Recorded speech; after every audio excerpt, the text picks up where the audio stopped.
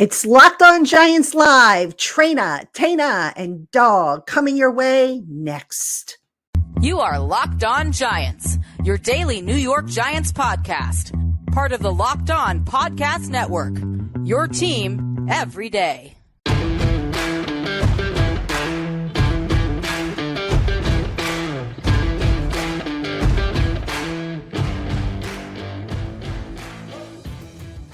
Today's episode of the Locked On Giants podcast is brought to you by Game Time. Download the Game Time app, create an account, and use the promo code LOCKEDONNFL for $20 off your first purchase. Last-minute tickets, lowest prices guaranteed. Hello, everybody. Welcome to Locked On Giants Live. You got Traina, Tana, and Dog for the first time since before the regular season got started. So, guys, first off, it's great to see you again. It's been a long time. We've got a lot of stuff to talk about. Yeah. And unfortunately, not quite going the way we thought it would or hoped it would. But brace yourself, Dog. I know this is going to be tough, man. But maybe this turns to be therapeutic for you. Yeah, hopefully. Yeah, well, Giants fans need some therapy. This season's gotten off. They're looking like more like 2017 or 2021. We all need a group hug for sure. But you know what? Let's kick things off by me asking this. I mean, realistically speaking, we all kind of figured, Dallas might be tricky. I know we had picked them. I know I had picked the Giants to upset Dallas. Dog, I think you did. And Tana, Right. I think I did. Yeah, I did. as well. So the three of us all picked them. But that being said, we knew they wouldn't beat San Francisco. We figured they would beat Arizona. So the record is probably right about where it should be. Right. So that said, tell me if I'm wrong on this. It's how they got to that record with 6 straight quarters of scoreless football, the mistakes, the sloppiness, from the tackling to the execution to the operations on the sideline. I mean, that to me has been the biggest disappointment, I think, more so than the record. Do you agree? Yeah. I mean, I wouldn't even call last week a disappointment. It's kind of what I expected, especially without Andrew Thomas and without Saquon Barkley going up against what I feel is the best team in the NFL in terms of a 53-man roster on a short week on the road. So I kind of thought it would be a 3-score game. So I wasn't in the least bit surprised at that. Obviously, the Dallas Cowboys game was super deflating because you wanted to see how we measured up in the division. It's what we talked about all offseason. So to see them come out and completely lay an egg, it was really depressing as a Giants fan. Obviously, you got a long season to go after that. But yeah, the record is probably about what it should be. I mean, optimistically, we were all thinking 2-1, but we all knew that the Dallas game was going to be tough. They're one of the top 5 or 6 teams in the league, and obviously the 49ers are as well. This game is a must-win game. There's no sugarcoating it. It's just like the Arizona Cardinals game, because you look on our schedule now, if you lose this game, you drop to 1-3, then you have at Miami, who might be the best team in football right now, the way they're playing. They put up 70 points last week. And then you got at Buffalo, who the last 2 weeks has looked like the Buffalo Bills. I think they won like 37-3 or something. They've demolished teams the last 2 weeks. So if you're being realistic going into this game, you have to look at this as a game at home, extra time to prepare. Seattle's coming across the country. If you don't win this game, you're not winning the next 2. So this to me is a must-win game, because if the Giants drop to 1-3, you're probably looking at 1-5, and then you're in big trouble. So this is a put up or shut up game this week. Yeah, Dallas definitely was deflating, disheartening, whatever you want to call it, because all off season you're coming off good feelings with the Giants. Yeah, the Eagles beat us pretty handily, but they're a better team. We knew that. The fact that we had made the playoffs for the first time in 5 years, won a playoff game for the first time in 10 years, and you're thinking, oh, look at what we did in the draft. Look at bringing in Bobby Okereke. Look at bringing in Paris Campbell. Look at him bringing in Darren Waller. Look at all the pieces we brought in here. Look at who we drafted second year in the system. And you're expecting these guys to all take the next step forward, and nobody has taken that step forward. Patty, you mentioned it. The biggest surprise to me is the inability to do little things. Last year, the Giants did the little things well. This is why they won games. They didn't shoot themselves in the foot. They didn't hurt themselves. I saw a statistic that they've missed 31 tackles already this year. The whole year last year, they only missed 49 in 17 games as opposed to 31. And I swear 30 of them were in the game against San Francisco. That was embarrassing. Yeah. But the inability to substitute, Chris and I are calling the game, and Chris kept saying the defense ain't said, call timeout. They're not ready, and they scored a touchdown. That, to me, is weird because, again, you would think a first year in a system, you would expect those type of mistakes, not the second year. The offensive line hasn't come together at all. Losing Andrew Thomas certainly doesn't help. Haven't seen Jalen Hyatt was the catalyst in our comeback. We haven't seen him since. Paris Campbell, they're not using his speed. The guy ran a 4.31 coming out of Ohio State. He's averaging 4 yards a catch. Like, I don't know what happened here because they opened it up at the end of last year. They opened the offense up in the second half against Arizona to the point people were saying Dable was calling the plays. But for 10 quarters of this season, it's looked like the offense from 2017 to 2021 where it's here's a 3-yard pass, here's a 2-yard pass. I don't know what's going on. The energy, the feeling of this team is different. And maybe the honeymoon phase of Brian Dable wore off. But to me, I can't put my finger on it, but the energy is different. I know we played 2 tough teams. I'm not taking anything away from Dallas, and I'm certainly not taking anything away from San Francisco. But the Giants haven't played the way they did last year so far. With a sense of urgency. And the one thing I want to add to Ben Beddogs, I mean, obviously, it's obvious. The offense has been super bad, horrible outside of 2 quarters against Arizona. It's been non-existent. But we also got to talk about, and Beddogs did touch on the defense with the missed tackling, but just overall, the defense has been super underwhelming as well. Oh, I mean, it's on both sides of the ball. And for a unit that you were thinking was going to take a massive leap up, you talk about all this depth we added in the offseason on the defensive line. You talk about Kayvon Thibodeau taking that year 2 leap that we were all expecting for a top 5 pick. You talk about, Azeez Ojulari you were hoping would get back healthy. He would look better. The addition of Bobby Okereke. We have created 0 turnovers in 3 games. We have 2 sacks. We have 2 sacks. 2 sacks. And as sad as it sounds, last week was by far our best defensive performance, and it was pitiful. Last week we had our only sack. We had our only potential turnovers. We had at least 2 or 3 opportunities to create turnovers, and we were still pitiful, but it was actually a step in the right direction. That's how bad the defense has been.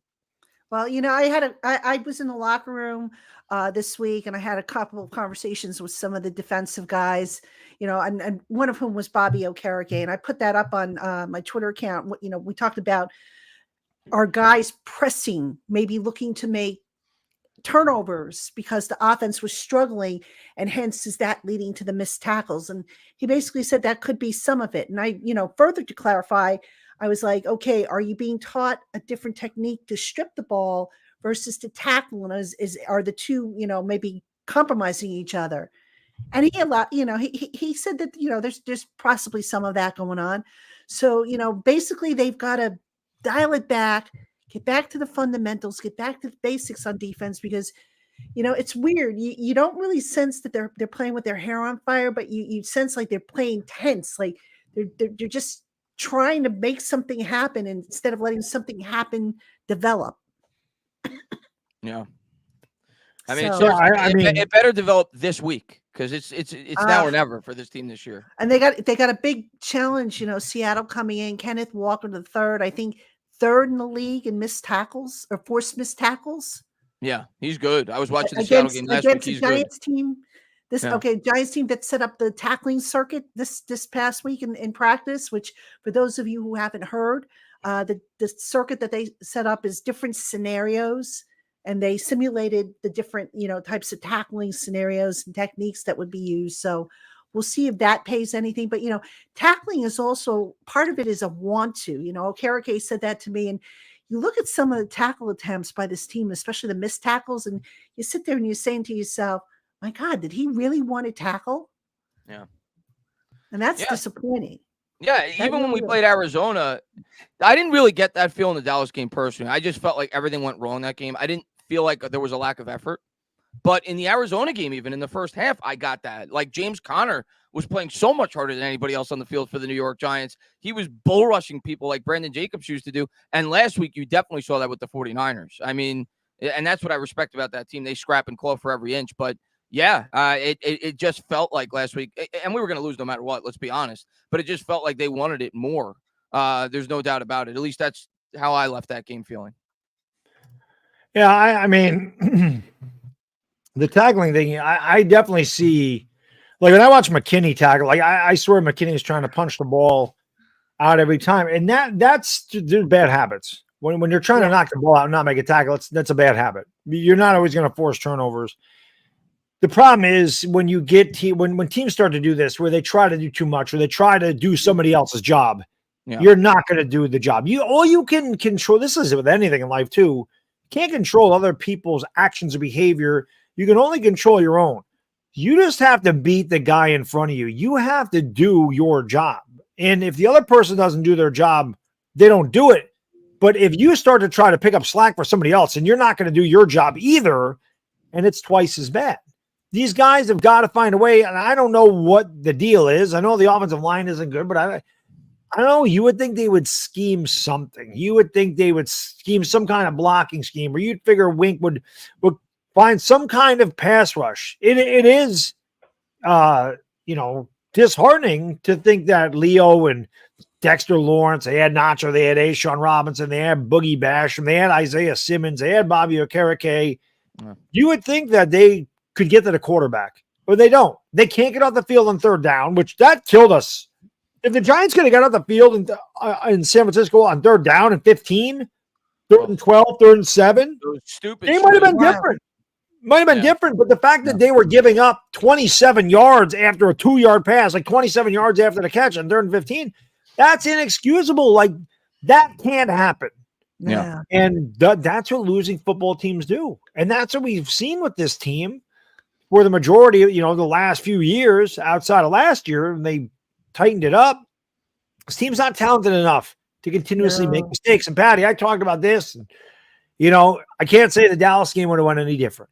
But there is no doubt in my mind. We're driving the ball. We're running it. Barkley's running it. Jones is running. They're driving. Third down and 2 from the 10 or wherever it was. And that false start. The false start knocked everything down. Because now it's a passing down. You don't. It's an obvious passing down. Now he's out of the shotgun. Wet ball, wet turf, rookie center, bad snap, lose 15 yards. Field goal ends up being a lot longer than it needed to be. Block kick, 6 points. Then the Giants panic and stop running the ball, and then it's all downhill from there. The smallest things. It's like on bad teams. It's like time travel. You go back and you alter one little thing, and then boom, everything changes. And I want to ask you. We'll start on the defensive side, but some of these guys, the way they're being deployed. Are you on board with this? Like, for example, Thibodeau, I don't think they have him in a lot of true pass sets this year.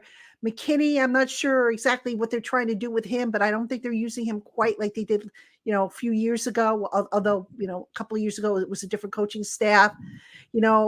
I'm wondering where the heck is Nacho? I haven't seen him make any, good plays. I mean, the only guys that are really, to me, standing out on the front 7 are Dexter, Ashawn Robinson, and then on the back 7, you can legitimately say that Deonte Banks is playing well, but not a whole lot else. It's been Dex for me. That's it on the front 7. He's been the only guy that is. Okereke had a couple of nice plays, I think, in the Arizona game for a tackle for low. I will say Micah McFadden actually had a very good game last week, but he's not a guy that you really, you're depending on. That's kind of an added bonus if he gives you something. But yeah, in terms of the guys that you were, that are supposed to produce for this team. Leonard Williams has been non-existent. Kayvon's been non-existent. It's been pitiful thus far. And I'm sure some of it falls on the coaching. I think some of it certainly falls on the teams we've gone up against. I mean, Dallas is one of the best offensive lines in football, and you could say the same thing for the San Francisco 49ers. And some of it falls on the players. It's probably a culmination of both, all three, I should say. But I think it's a team that's still, I think Leonard Williams actually said it this week, like, they're a team that's still, trying to find their identity. And even though you bring back a lot of the same players and coaches every year, it's different. And it does feel that way, at least on the defensive end, that they're still trying to find their identity because they haven't found it yet at all. So it has to get a lot better. We have to start creating, and it is not going to be easy this week because Seattle beat Detroit, and we've seen how good Detroit has looked. I mean, Detroit last night looked great against Green Bay. They beat the Kansas City Chiefs. So this is going to be a tough game. I think we could score on Seattle. They're giving up a ton of points this year, but they could certainly move the football. So the defense will be put to the test again. Yeah, without question. Seattle's got the second worst pass defense in the league. So if we're going to throw the ball, That's the team to throw it against. Extra rest at home. But yeah, their offense is incredibly dangerous. I mean, look at the DK Metcalf, Tyler Lockett, Kenneth Walker, and they have JSN. They drafted him too. So there's a lot of weapons there, without question. The Giants have to get on Geno Smith. The Giants have got to pressure quarterbacks. I know there's all this talk on Twitter, and it's all the Daniel Jones. I hate Daniel Jones. I love Daniel Jones. Daniel Jones can do it. The offensive line sucks. No, Daniel Jones sucks. Great taste, less filling. Great taste, less filling. I'm so sick of it. I'm so but I gotta say this, guys. I know. This is what concerns me most. The Giants have now had, or will have had, 11 days in between games to figure this out, to come up with a solid plan. If they get blown out, if they look just terrible, I don't want to say, I'm reluctant to say it's time to sound the alarm, but my gosh, let's hope it doesn't come to that, because when you have 11 days, that's almost a bye week. And if you don't come out swinging and on fire, I don't know about you, but I'd have a big problem with that. Yeah, I'd have a big problem, but I'm almost at the point, Patty, where I'm not going to get my hopes up. Like, I hope I'm not going to say, I think we stand a good chance to win this game. I don't know where I'm leaning, whether they're going to win or not. I think it'll be a competitive game, but I'm not going to get my hopes up. I got my hopes up week 1. I thought that we would start to show that we closed the gap against Dallas. This team, to this point, and I understand we're still, and I'm a patient guy, I understand we're still in the beginning, or the mid phase, we should say, of probably a rebuild. So we shouldn't expect a completely finished product. But this team, to this point, has not been able to prove that they can stick with good football teams. So I'm not going to get my hopes up until they start to prove it to me. I think it's a game where we have a chance because of all the factors you said. We're home, extra time to prepare. But the Seattle team is no joke. I mean, they could put up points. And the way that this pass rush has looked, it better look a lot better on Monday night if the Giants are going to stand a chance in this game. And the offensive line we haven't even talked about has been pitiful. And I understand Andrew Thomas has been out and he's been hurt, but we're talking like all-time bad. Like in terms of the amount of pressures they've surrendered in the first 3 weeks. It's got to get better, guys, and it's got to get better real fast. And, the fact that they're playing on Monday night, primetime games, just not kind to them. Yeah. I mean, I'm normally very optimistic. I think a lot of people know that if you watch me regularly, if you read me on Giants Country, but I'm not feeling warm and fuzzy about this one. And we haven't even talked about Saquon and whether he might be back for this game, which I still say right now he's a 50-50 chance, and I'd be leaning towards him not playing on Monday night, which I hope I'm wrong. I don't expect him to play, but I can tell you this, Patty, whether he's there or not, the Giants got to run the ball more than 9 times. They ran the ball 9 times against San Francisco. Now, listen, the other thing with San Fran that kind of irritated me, because Chris and I talked about this, San Francisco, I agree, is probably the best team, 53-man roster in football. You are not going to make a living having 8 to 12 play drives for touchdowns against San Francisco. You don't have your left tackle, which I know hurts your pass protection. And I know the threat of the run's really not there with Matt Breida and Eric Gray. I get that. But the Giants had to take chances down the field. You had to open it up. You had to try to get some kind of chunk play. Maybe you complete a long pass to Jalen Hyatt. Maybe you get a pass interference. Okay? The high risk, high reward would have been better than a high risk, low reward when you're throwing 3-yard patterns into traffic and having the ball batted up in the air. Who cares if you get a 3-yard pass? You had to do things out of the box against that team because you're not as good as them. So I don't understand why they didn't try to do more extravagant things. They were very vanilla. It looked like they were playing a preseason game. They didn't show anything in that game. They're like, we got to take chances. You got to throw the ball deep. I'm not saying go back and have Daniel Jones chuck it 50 times and just throw the ball 30 yards down the field every time. But you have to incorporate that speed. You have to incorporate put it in the back of a defense's head. Hey, they go deep, man. They throwing the ball deep. Get them thinking back there, and it'll open up the middle of the field. It'll make those underneath passes a little bit easier if you have the defense thinking in the back of the mind, well, Hyatt's out there and Paris Campbell, they've just been going deep every damn time. And if one of those guys gets behind the defender, then you got to give safety help, and then it definitely helps underneath. So I just, again, it was so vanilla to me. You can't play scared. Yeah, I mean, you just can't. Arizona's not playing scared. Yeah. They beat Dallas. They could be 3-0.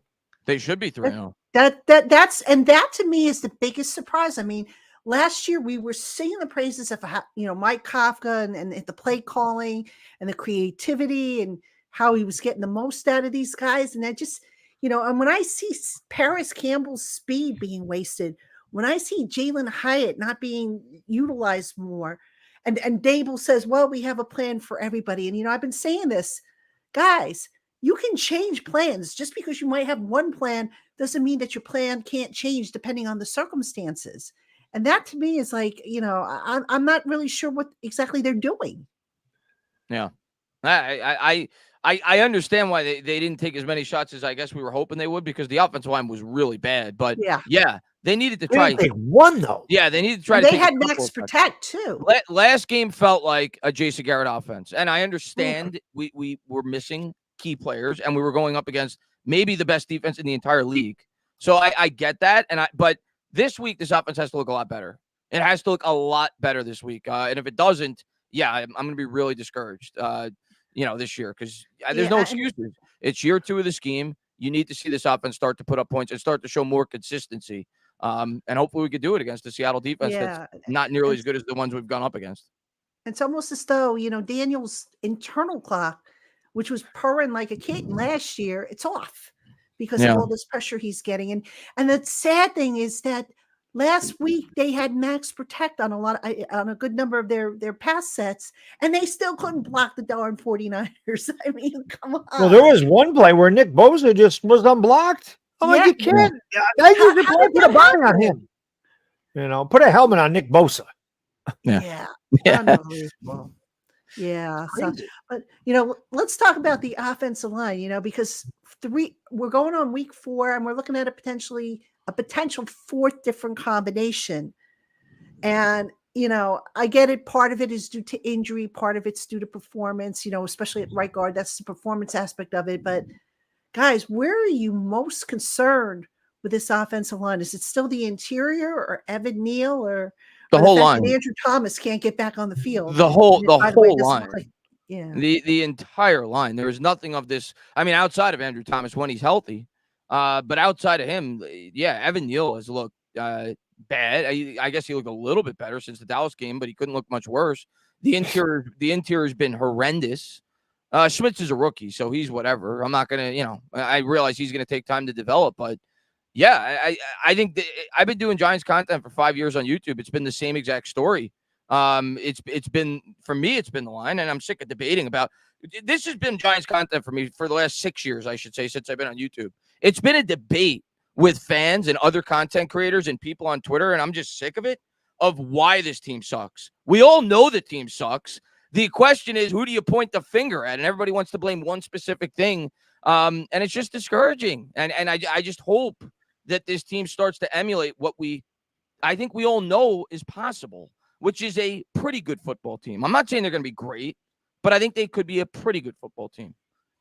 Yeah, it's frustrating. I mean, I don't know who it's more frustrating for, to be honest. Is it more frustrating for the younger fans that never saw Giants success and don't know what Giants success is, and never saw a prime Eli Manning, just saw Eli at the back of his career when Jerry Reese, and this is when this team started going south, and he didn't ever fix that offensive line, and they still haven't fixed it.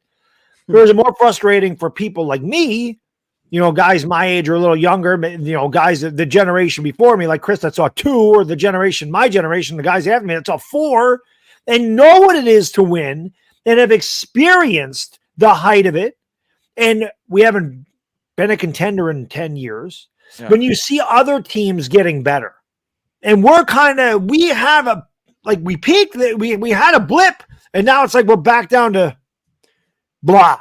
You see Cleveland's defense is really good. Cleveland, you see Detroit on their offensive line. I never in a million years thought I'd be sitting and go, God, as a Giants fan, I'm jealous of the Detroit Lions offensive line. I never thought those words would come out of my mouth. But Detroit's getting better. You see teams getting better. And yet, again, Philadelphia is good. Dallas is good. We can't catch them.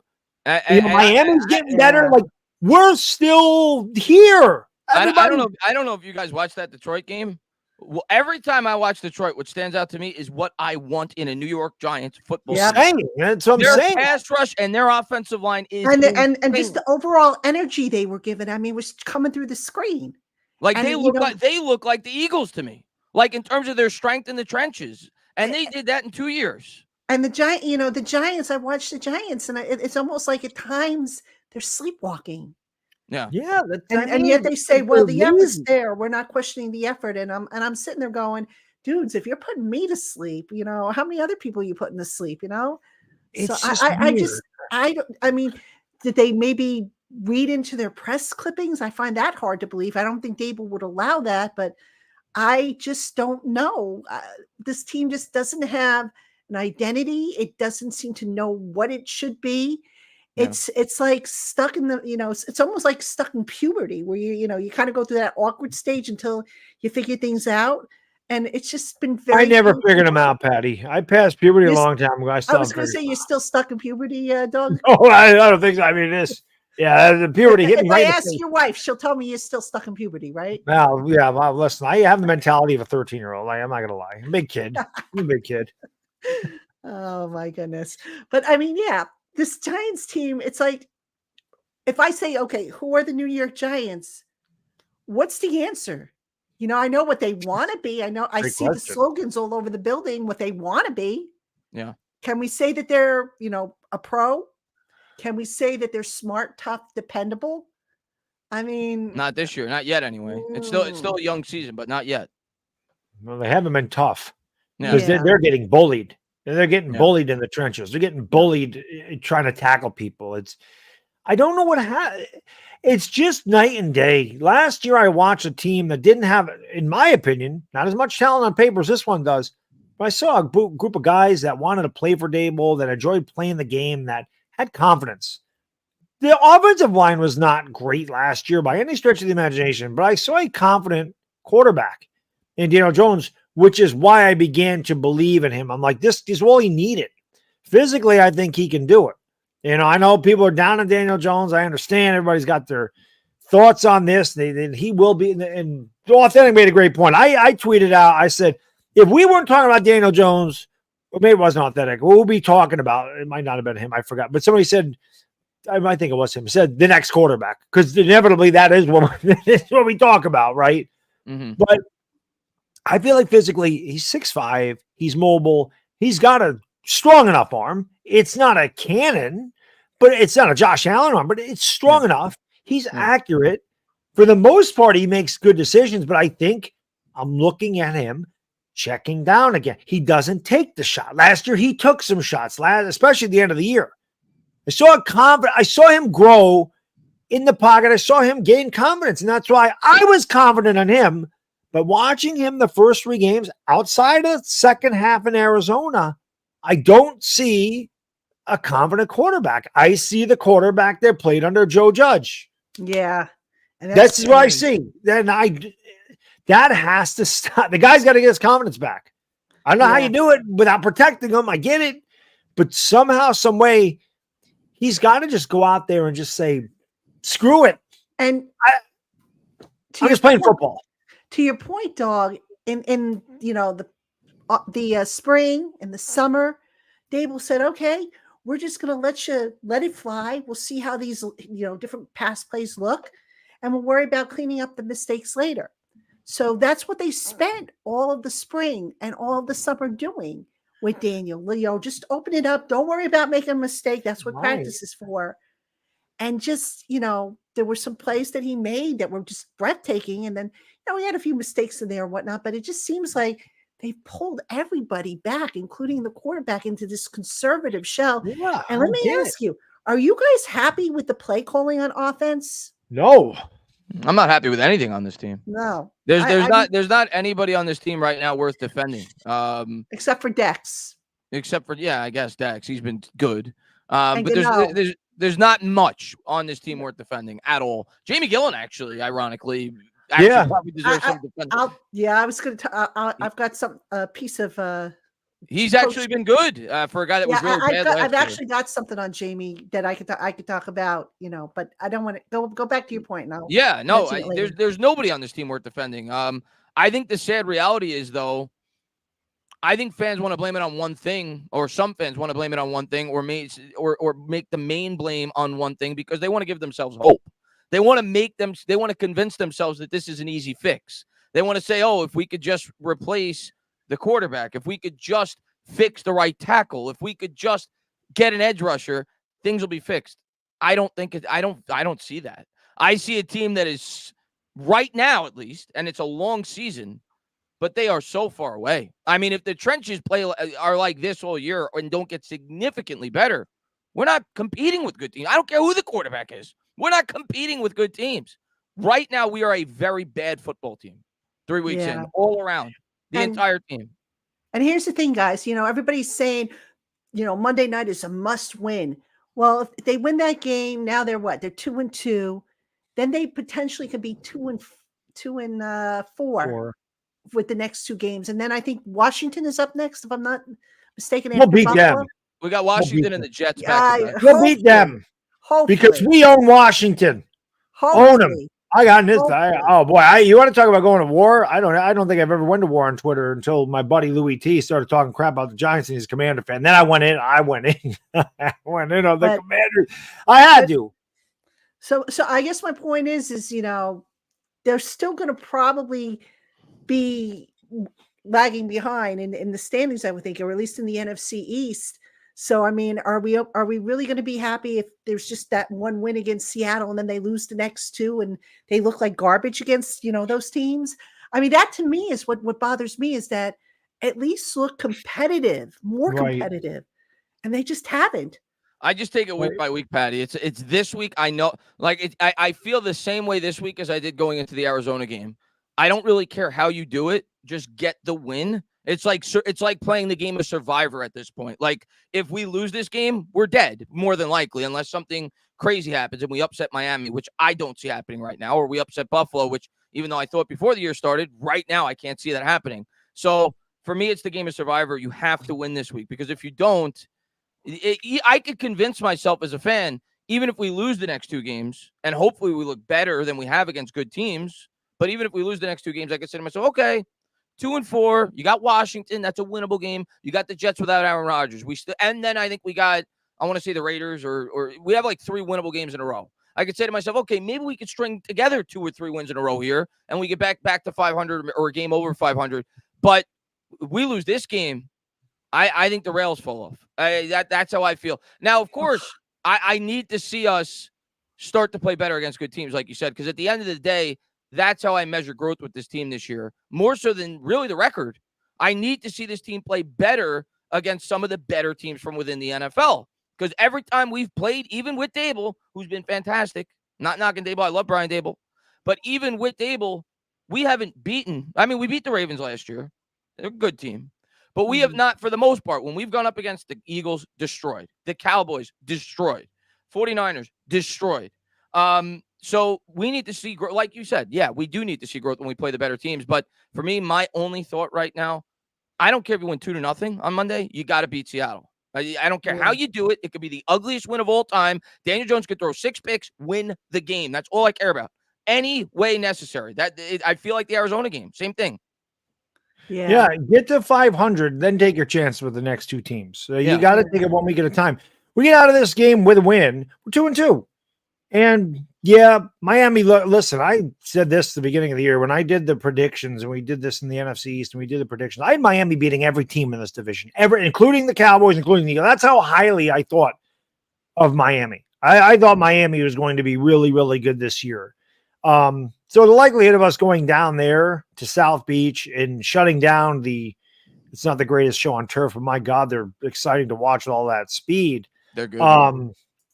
The likelihood of us winning, maybe it isn't good, but maybe Miami has an off game. It can happen. It could. We got to get to 2-2. Josh Allen, again, if we have an advantage going to Buffalo, it's a Brian Dable knows Josh Allen. Who knows Josh Allen better than Brian Dable? And Josh Allen's played really good the last 2 weeks, but even it might have been against Washington, he just throws some passes. Like, what are you doing? Like, the dude just slings it. He turned the ball over 4 times against the Jets. That's possible. He could do that too. You just got to get to 2-2 because, like Chris said, even if we lose to Miami, we lose to Buffalo, we're 2-4. We have beaten Washington on a regular basis. That don't mean we're going to do it this year. But Daniel Jones and the Giants have played well against him. He's 5-1-1 in his career. They have a rookie quarterback in Sam Howell who's been sacked 19 times and throwing 5 interceptions. So he's a rookie. Wink likes to blitz. We could conceivably win that game. And then the Jets with Zach Wilson, they're not scaring me. And then, I do think we play the Raiders. Jimmy G, that don't scare me. That so you could conceivably be 5-4 after 9 games. Yeah. Then you're right in the thick of it. Hey, the Giants fans, take something. We're 1 game out of the wild card right now. Yeah. There you go. But to the contrary, if you lose this game and then you lose the next 2, which is very likely, if we're being honest, all of a sudden the rails are starting to come off. That's why we got to win. Yeah, all of a sudden you're 1-5, and your only win came in a miracle comeback against the Arizona Cardinals. So they got to win this game Monday. They've got to. Hey, let me ask you this. I don't know when the trade deadline is. If the Giants say to go off to a 1-5 start, is it possible they trade Saquon Barkley? I would say almost probable. I could see it happening if he's healthy. Yeah, if he's healthy, of course, if he's healthy, yeah. I could see that. Absolutely. I mean, because I don't think he's coming back next year. I'd be surprised. Anybody else you see them moving on from? If maybe I was going to say a receiver, but I'm trying to think who. Might they look to move McKinney, you think? Could that be and get Belton in there? Maybe if they don't plan on signing McKinney. I mean, why not get Belton in there? If Belton's your future and you're not planning to bring him in, maybe you can move McKinney and, get a nice package. And I mean, they're not going to trade Leo because of that contract. Right. No, nobody's taking that contract, yeah. Offensive line, they don't really have anybody they can trade. I mean, no, there's no trade value. I don't, other than Saquon and maybe McKinney. I mean, I don't know. Who would you trade? I think Saquon is really the only one that really carries any significant value in terms of a potential trade piece for the Giants. Because there could be a team out there like San Francisco was last year that if Barkley proves he's healthy and he's playing well, could say to themselves, a weapon like that, we put him in our offense, he could put us over the top. We could win a Super Bowl with a player like that. We don't have any financial commitment past this year. I could see us getting something somewhat valuable for Saquon Barkley. Buffalo's been a just Cooks look good though, but Buffalo's a good example. But I'm saying they that's something we've heard a lot. You know, if there's any rumors that Buffalo would be a team that'd be interested in Saquon Barkley. I mean, I don't know. I don't want to get to that point. I want to be competitive. I don't either. I'm sick and tired of losing. I'm sick of this team losing. Yeah, I could see it. I mean, I don't want to think about it either. We went. Let's put it this way, Bad Dog. If we win on Monday night, it's not going to happen because we're gonna at least be 2-4. We're gonna hope to be 3-3, but at least be 2-4. And you're gonna be looking at games that you figure we stand a good chance to win 2 out of 3 at least out of that 3-game stretch. And then you're looking at potentially 4-5. So I'm going to say this right now. A massive game though. I'm going to say this right now. If the Giants got out of Week 6 and they're 3-3. This team's going to the playoffs. Oh, they're in great shape if they're 3. They're going to the playoffs. Yeah. If by hook or by crook, if they walked out of the first 6 games 3-3 with 4 primetime games, and 4 of the best teams in the league, they're going to the playoffs. No matter how bad they've looked these first 3 weeks, they get out of this stretch 3-3, which it's unlikely with the way they're playing. I mean, let's be real. But if they did find a way to do that, they're going to the postseason. So it's early. It's funny how it's so early, but it seems so late. It's a weird season. It's panic mode because I think it's the first time since Dable's been here where there's been adversity. We've never been under 500 since he's been the coach. And this team has not looked nearly as good as I was hoping they would look. I'm not trying to sugarcoat anything. They've been bad. But when you take a step back and you say, okay, we're 1-2, and we lost to 2 of the top 5 or 6 teams in the NFL. Let's take a breath. Let's see how we do against Seattle, and let's take it 1 week at a time. So we just need to stop the runaway train right now. And that they got to start faster. I mean, the Giants have only scored 6 points in the first half of games. It's been pitiful. I mean, how does that happen? What could they do to get off the faster starts, do you think? Open the playbook up. Take some shots. Mix it up. Stop being so scared. Stop playing scared. They're playing scared. Yeah. I quoted this not last year, it was a couple years ago. I said, Jason Garrett you've heard of people playing prevent defense. That man plays prevent offense. And that's what we're doing again. Yeah. We're playing prevent offense. Throw the ball deep. When we had our 2 magical quarters, what was happening? Shot down the field to Hyatt. Couple shots down the field to Hyatt. Darren Waller down the field. Slayton down the field. They were going down the field. Now, yeah, maybe Saquon had something to do with that, but you have got listen, that's a coach's job.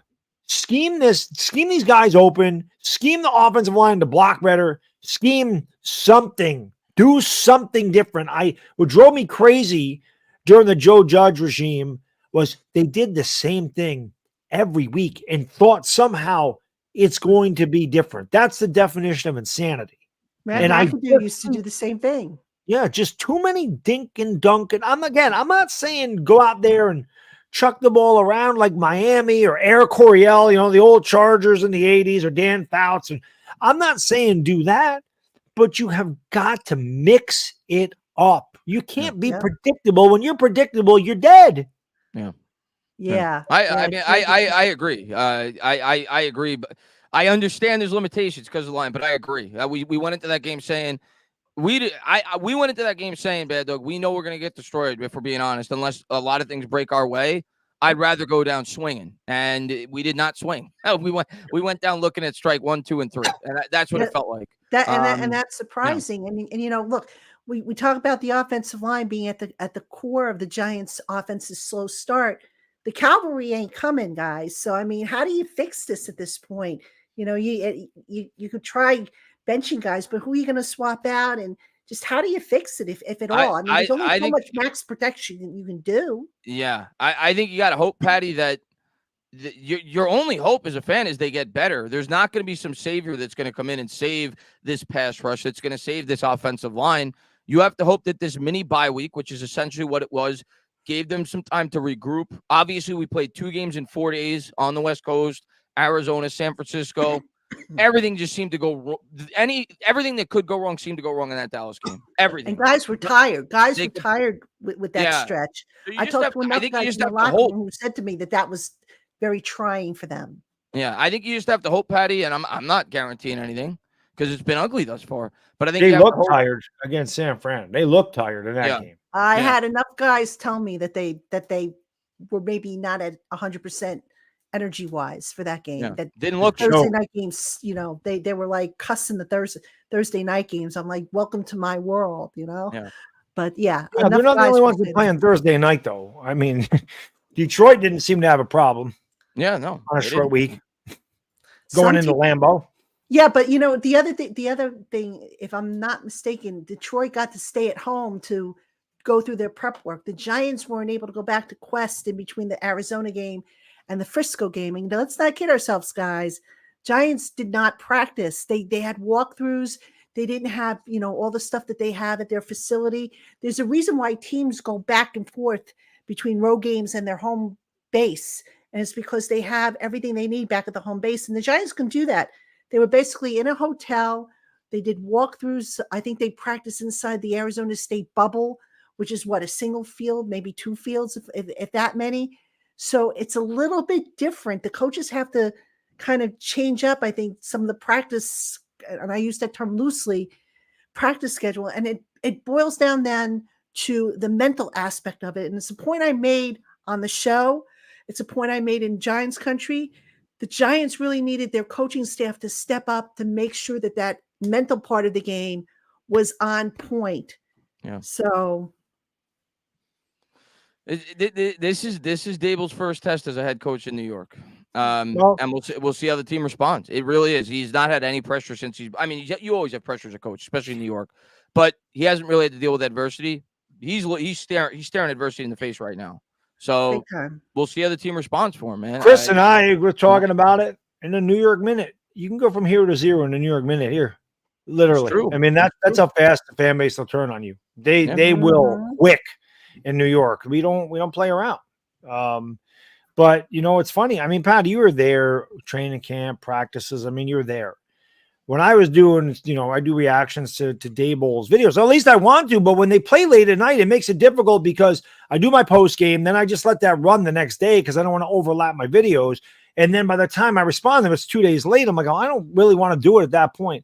But he kept mentioning adversity. They say, you got this player now, you got that player now. He's like, well, it's a different group of guys, and you have to see how they handle adversity. He mentioned that a lot.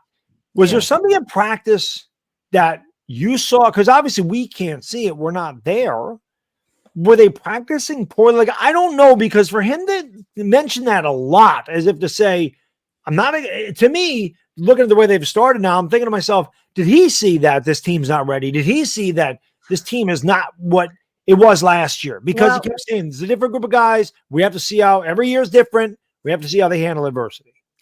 I'll put it to you this way. From an offensive perspective, if you go back and think about all the tweets and the reports coming out, we were praising the offense an awful lot, not so much the defense, right? So that right there should have been alarm bell number one. But overall, there were practices that you could honestly say that guys look sloppy, that units look sloppy. I can remember doing a couple of training camp reports where I said the defense just looked like it was sleepwalking through the practice, and it just didn't look sharp. So I don't know, maybe Dable did see something, or maybe he was just trying to set everybody up to get them to lower their expectations. I don't want to speak for the man, but there were, to sit here and say that every practice was perfect. No, we won't say that. But, somebody made this point, and I think it's a valid point. How many times do we hear about the defense really standing out and having a great game? How many times did we hear about the offense when the pads went on struggling? That was all stuff that has carried over to the regular season. Yeah. So, in the preseason, you had the offensive line rotations because they were still trying to figure things out. We're having offensive line rotations now, and I know that wasn't planned, but it just seems like everything carried over from the preseason into the regular season. Yeah, and I see Maximus, and I completely agree with him. He says, I still believe in Dable and Shane. I'd like to give them more than a season and a quarter. Yeah. I agree. I agree with you. They're not going anywhere. I agree with that. Trust me, they're not going anywhere. I don't think John Mara wants to change the GM and the head coach every 2 years. Matter of fact, I know he doesn't. It's a disaster. But when I say dealing with adversity, I don't mean that his job's on the line. I don't think by any means that Dable's job should be on the line. But I think there's, he's going to start to figure stuff out, as the head coach. But listen, let's be real about Shane. Yeah, does his draft look great right now? His first draft? No, if we're being honest. Evan Neal doesn't look like a great pick right now. Kayvon doesn't look like a great pick so far. But that was also his first draft as a New York Giants general manager. He only had 2 months to prepare for that draft as the general manager for the New York Giants. Not so. That's not as the general manager with the Giants. The Giants, but he had scouted a lot of those guys when he was with the Bills. So. But it's different when you're different teams have different philosophies in terms of their strengths, weaknesses, deficiencies. This to me was his first full offseason to prepare for a draft, and we'll see how it plays out. I don't think you could judge a draft for at least 2 or 3 years. But the thing that I respect about Shane and Dable, one, they seem to work really well together, which I think is very important for a general manager and a head coach. And two, there's a clear plan in place. Whether or not the plan works out, that remains to be seen. But there's a clear plan in place. I still believe these guys are going to get the ship righted. And I still think this team is going to look a lot better this year. I have my doubts whether or not we're going to make the playoffs, if I'm being honest at this point. But I still think we're headed in the right direction, as crazy as that may sound right now. I just want to see Jalen Hyatt play. You and me both. Can we get Jalen Hyatt? I'm a defensive guy. Everybody that watches my channel knows me. I love defense. I was pumped when we got Isaiah Simmons. I was on fire when we got Isaiah Simmons. I loved Isaiah Simmons coming out of college. But this year, when they got Jalen Hyatt, I was so excited because you look at what Miami does with that speed. You look at what Kansas City does with speed. The speed wins. You can't teach that. That's God-given. But we finally have a guy that, I'm not going to say he's going to be Tyreek Hill, but he can run like Tyreek Hill. We finally have a guy that scares defenses. If he gets behind the defense, he's gone. You're not catching Jalen Hyatt. We finally have just a straight speed deep threat, kind of like Deshaun Jackson used to be. That's kind of what, if Jalen Hyatt gets you a game like he had in Arizona, where it's 2 catches for 90 yards, and he didn't have a touchdown in that game, but if he has 2 catches for 85 yards and a touchdown, it changes the way defenses play you when that threat's there. Yeah. Why is he not getting? I mean, again, I'm not in practice. Maybe he doesn't look good in practice. Maybe he's not running the right routes. Maybe he's making a lot of mistakes. But from what I heard in training camp, the man balled out. I want to see Jalen Hyatt in the field. Can we get Jalen Hyatt in the field? Can I get a Jalen Hyatt? Can I get an amen, please? I'm gonna tell you one guy we haven't talked about that I need to see a lot more involved. That when this offense started to show, and Hyatt was a big part of this as well. Waller. Darren Waller. We haven't mentioned him once because he hasn't been nearly as involved as we thought he would be 3 weeks through the season. When Darren Waller started to get involved in that Arizona game, that's when you started to see that offense start to take flight. When he started to open up the field for everybody else. That's a guy, not just this week. He needs to be heavily featured every single week. What's interesting with Waller is, and I wonder about this, when that hamstring issue popped up again, the nerve or whatever, to me, I wonder if he maybe lost a little bit of that explosiveness. Because think back I think it was the Arizona game, or was it the Frisco game? It was a pass where it was thrown over his head and he couldn't, his catch radius suddenly, his high point was just not there. And I'm sitting there and I'm saying to myself, he made that play in training camp before this hamstring issue popped up again. So I wonder how much that's affecting his game. Yeah. Mm-hmm. It's funny. Dable said that was on Daniel Jones. He didn't say it was on Waller. He said that was on Daniel Jones, that throw. But that is a catch Waller makes. That's a catch listen. Is Daniel Jones perfect? No, not close to perfect. Is he elite? No, he's not elite. But sometimes guys have to help out the quarterback. Sometimes players need to make plays. Okay, you just have to. If they're there to be made, if it hits you in the hands, you got to make it. He's thrown 4 picks this year, 3 of them right in the hands of the receiver. Okay, the one against Dallas was a bad decision, but 4 interceptions, 3 not his fault. It's just, again, these bad breaks are going our way. But last year, a lot of good things happened to us. But this year, every time a ball bounces up in the air, it's intercepted. Against San Francisco, Brock Purdy had a ball bounce up in the air, went right to his receiver. He had 3 balls bounce up in the air, and we couldn't capitalize on it. Unbelievable, right? Yeah. All right, guys, I've got to take my first commercial break. When we come back, I want to talk about Jamie Gillan because I've been really hard on him. But I mentioned him a little earlier in the show. It's somebody I want to talk about because I saw it. I know you guys probably saw it, but we'll talk about his turnaround because he's been punted a lot better of late. So don't go anywhere. We'll be right back. Hey, Giant fans. So between my work here on the Locked On Giants podcast on Giants Country and being on site in East Rutherford to bring you all the latest and greatest Giants coverage, I just don't have time to get to the grocery store to make sure that my fridge is full. Well, luckily, I don't have to thanks to DoorDash. With DoorDash, I get everything I want when I need it delivered straight to my door. For years, I've trusted DoorDash to also deliver freshly made meals from my favorite restaurants, and they've never let me down. And now they've added grocery delivery to their offering, and it's made it so much easier for me.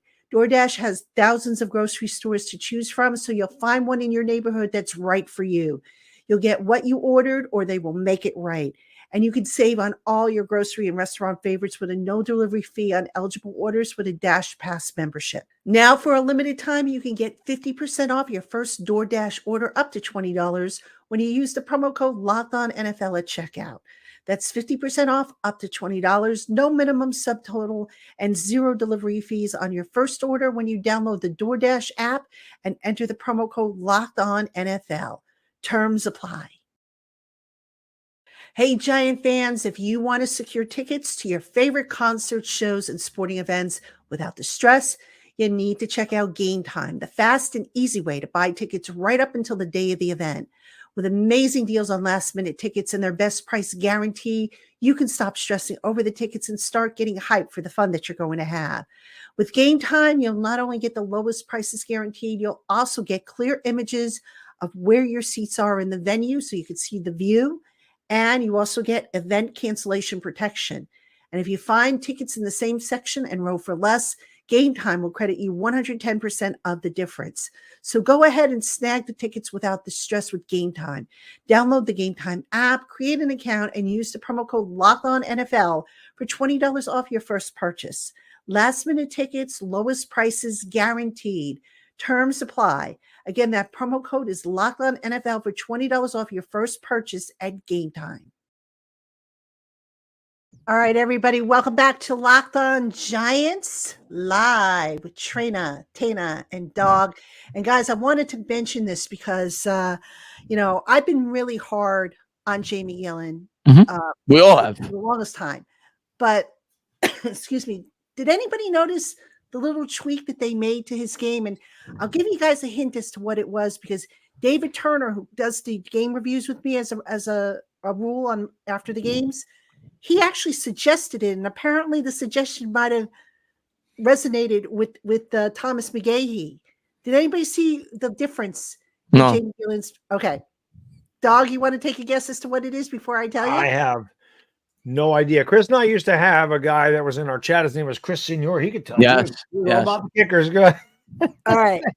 For those of you who are in the chat, I'm linking the article that Coach Gene Clemens did, but watch a few of Jamie's better punts, and the thing that they all have in common is their Aussie rugby style kicks as opposed to the traditional NFL kicks. It's almost like, okay, for Gillen grew up, playing that Aussie rugby style type of kick game, and now, he's comfortable. It's something he can do in his sleep. So they've started to incorporate some of that. And the difference with that type of kick is, instead of just kind of standing and just boom, going straight ahead, 1, 2, 3 kick, you go on an angle. It's almost like a running start or some sort. You see them do that in college a lot. Yeah. Yeah. So that's been if you haven't noticed it, I think that's a big reason, because Gillen just looks a lot more comfortable doing it.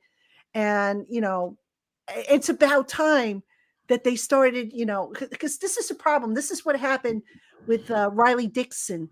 When he was here, Joe Judge, I firmly believe, and I'll go to my grave believing this, he tried to tinker with his kicking motion, and he had him doing things that he wasn't comfortable doing. So if you're trying to bring out the best in your players, why the heck wouldn't you incorporate some of what they're comfortable doing, even if it's unconventional?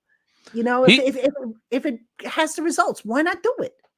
Yeah, he's been getting way too much practice because the offense has been pitiful. But Jamie Gillen's been one of the few bright spots on this team. He's actually, I don't know the punter stats, but when I watch the games, I don't think there's been one mediocre punt so far this year. He's done a really good job.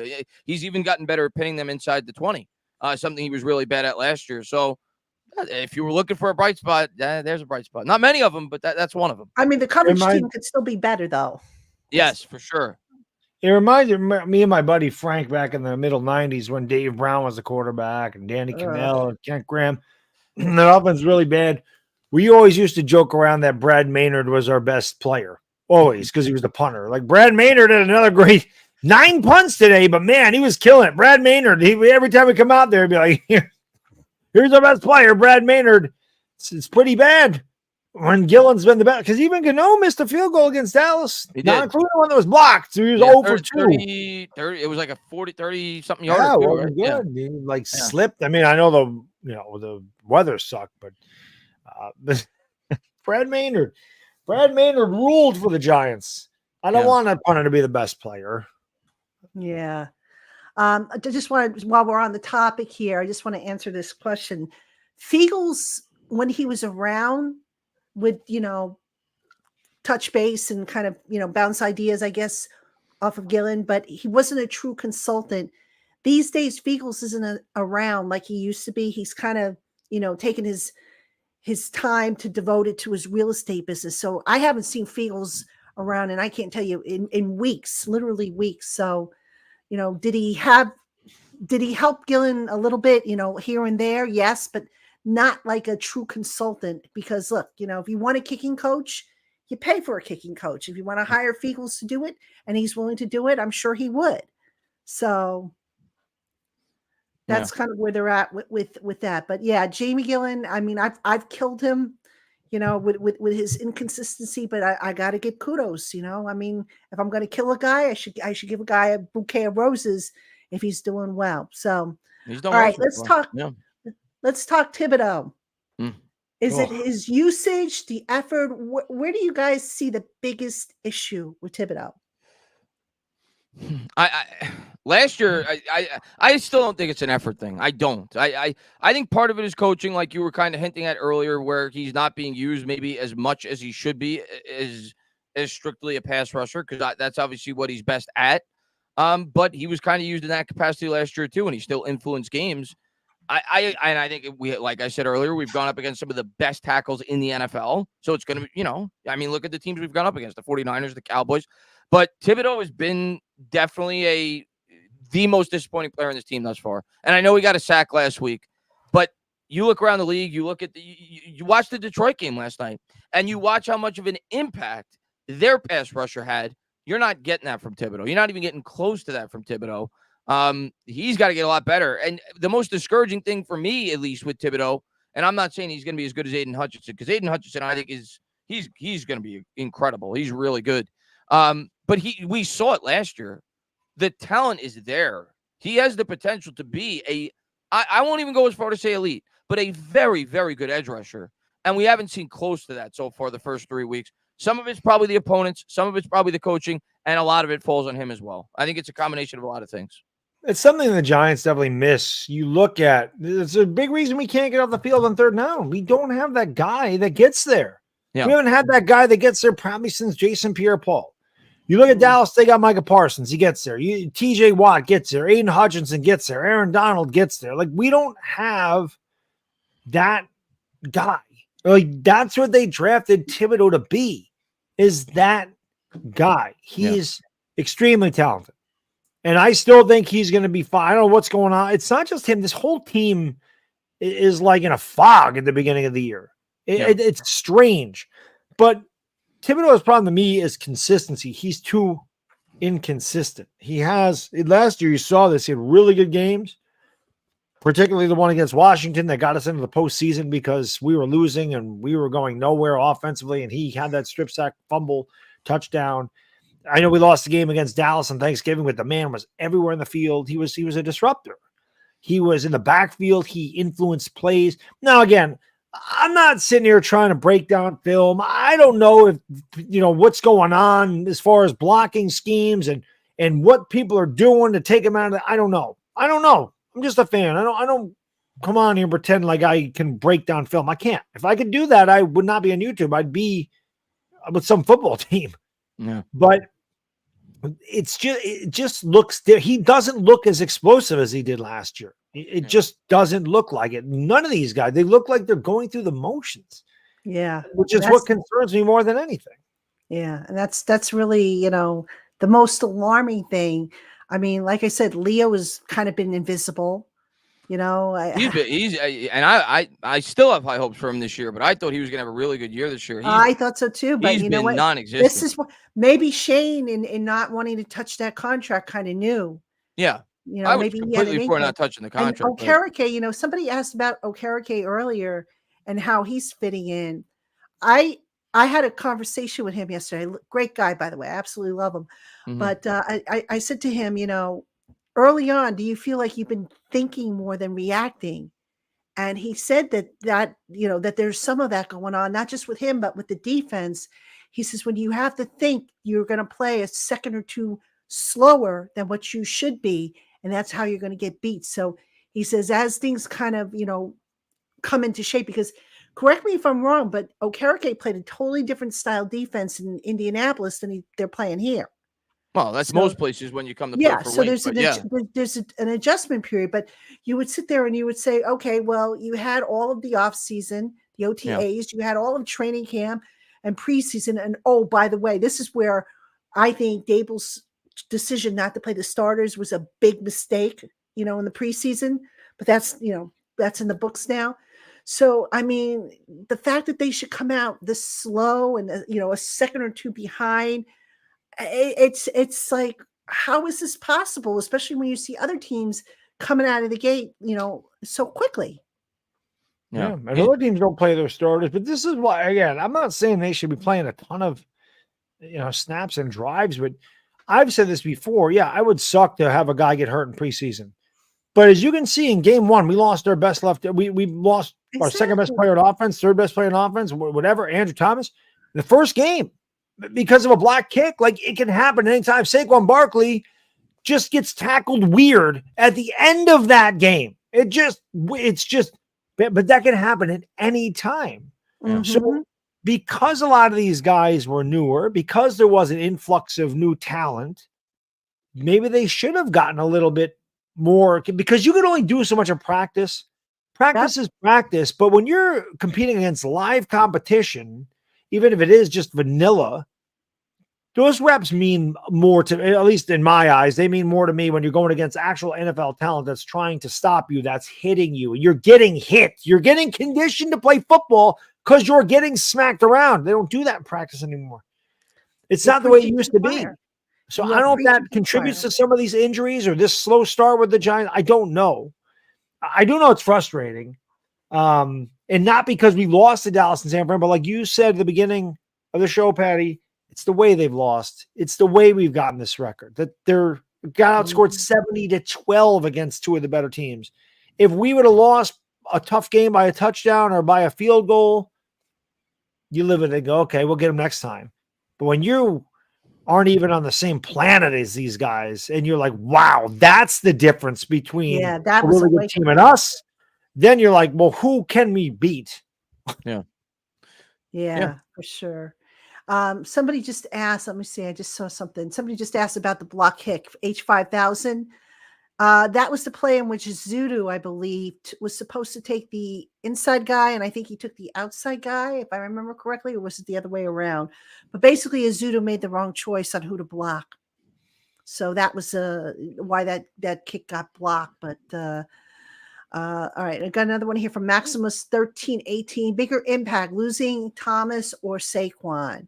I mean, they're both huge. They're both huge. They're but huge, but for me, Thomas, because it all starts up front. Yeah, I agree with you. It's the left tackle. But without Saquon in the lineup, it changes our whole offense too, because he's a running back. I get it, but he's our best weapon. He just is.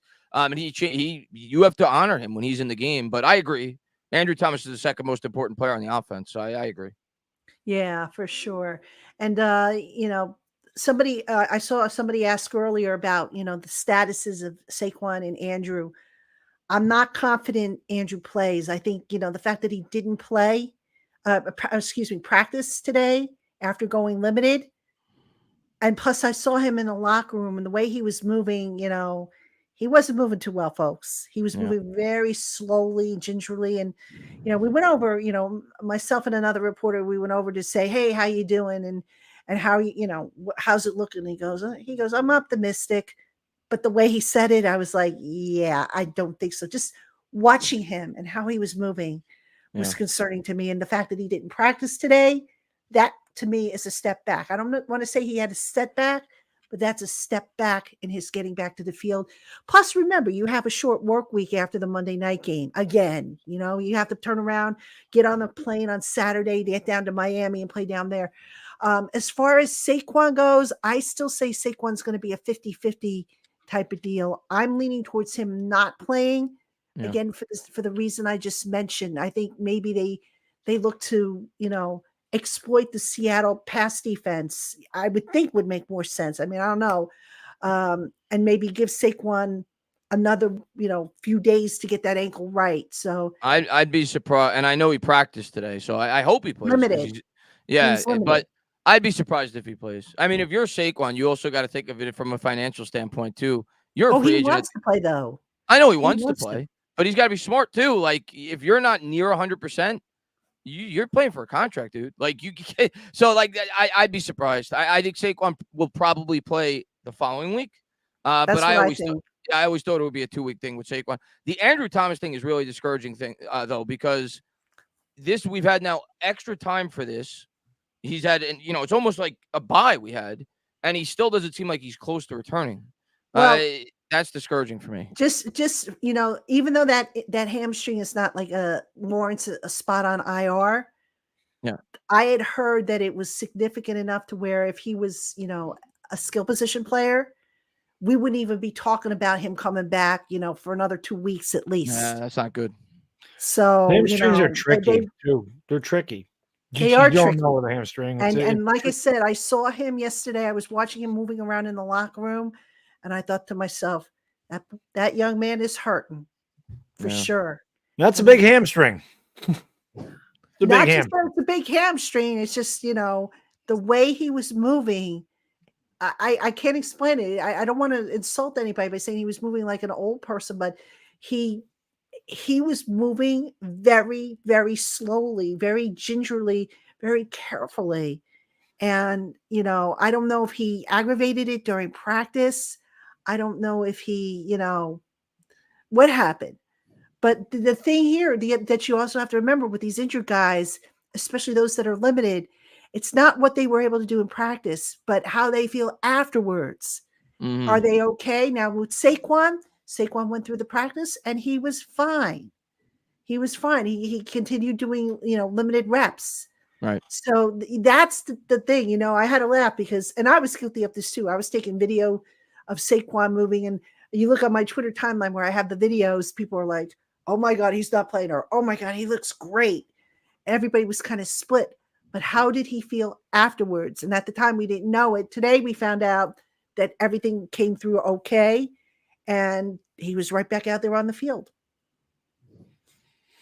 Hope he plays. Maybe, we could use. We just gotta win. That's it. Find a way to win. I'm so sick and tired of Dog, losing. you look like you're aging before my eyes. I can't do it. I just can't. I can't take these seasons anymore. It's hard. Chris mentioned this a couple of years ago, man. When you're a content creator and your team is just horrible, it's like it's just so difficult to get through the season. Yeah. And when we have a glimpse of hope last year, and again, I'm not giving up on this year. So don't be like, oh, it's all doom and gloom. We win. We're 2-2. I mean, that's not the worst thing in the world. Yeah. We just gotta take it week by week.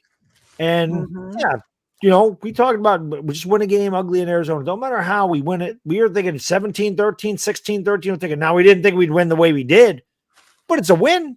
I don't give a damn that they were up 28-7. Like I had Cowboys fans going, you were losing 28-7 in the third quarter. Yeah, we were losing, but we won. You guys lost 28-16. We didn't lose. We were losing. What happened when the clock hit triple zeros? Yeah. We won a game. Yeah. Like Arizona won a game, won a game. Yeah. Got to go back home and find a way to beat Seattle. Whatever way that is. Listen, you want to beat Seattle? You're gonna have to stretch the field. You're gonna have to take some shots. You're gonna have to open up your offense, and most importantly, defense is going to have to get pressure on freaking Geno Smith. You got to get pressure on that guy. You got to force turnovers. You got to get pressure. You can't let him sit back there and throw to DK Metcalf. The man. If we had a hard time tackling Debo, what do you think DK is gonna do? That man's a freaking unit. The dude is jacked. Yeah. So. Yeah. I think this is one of those games where DJ is going to have a monster game for us to win. And we said that last week, but it wasn't a game that we realistically had a chance to win. I think this game is.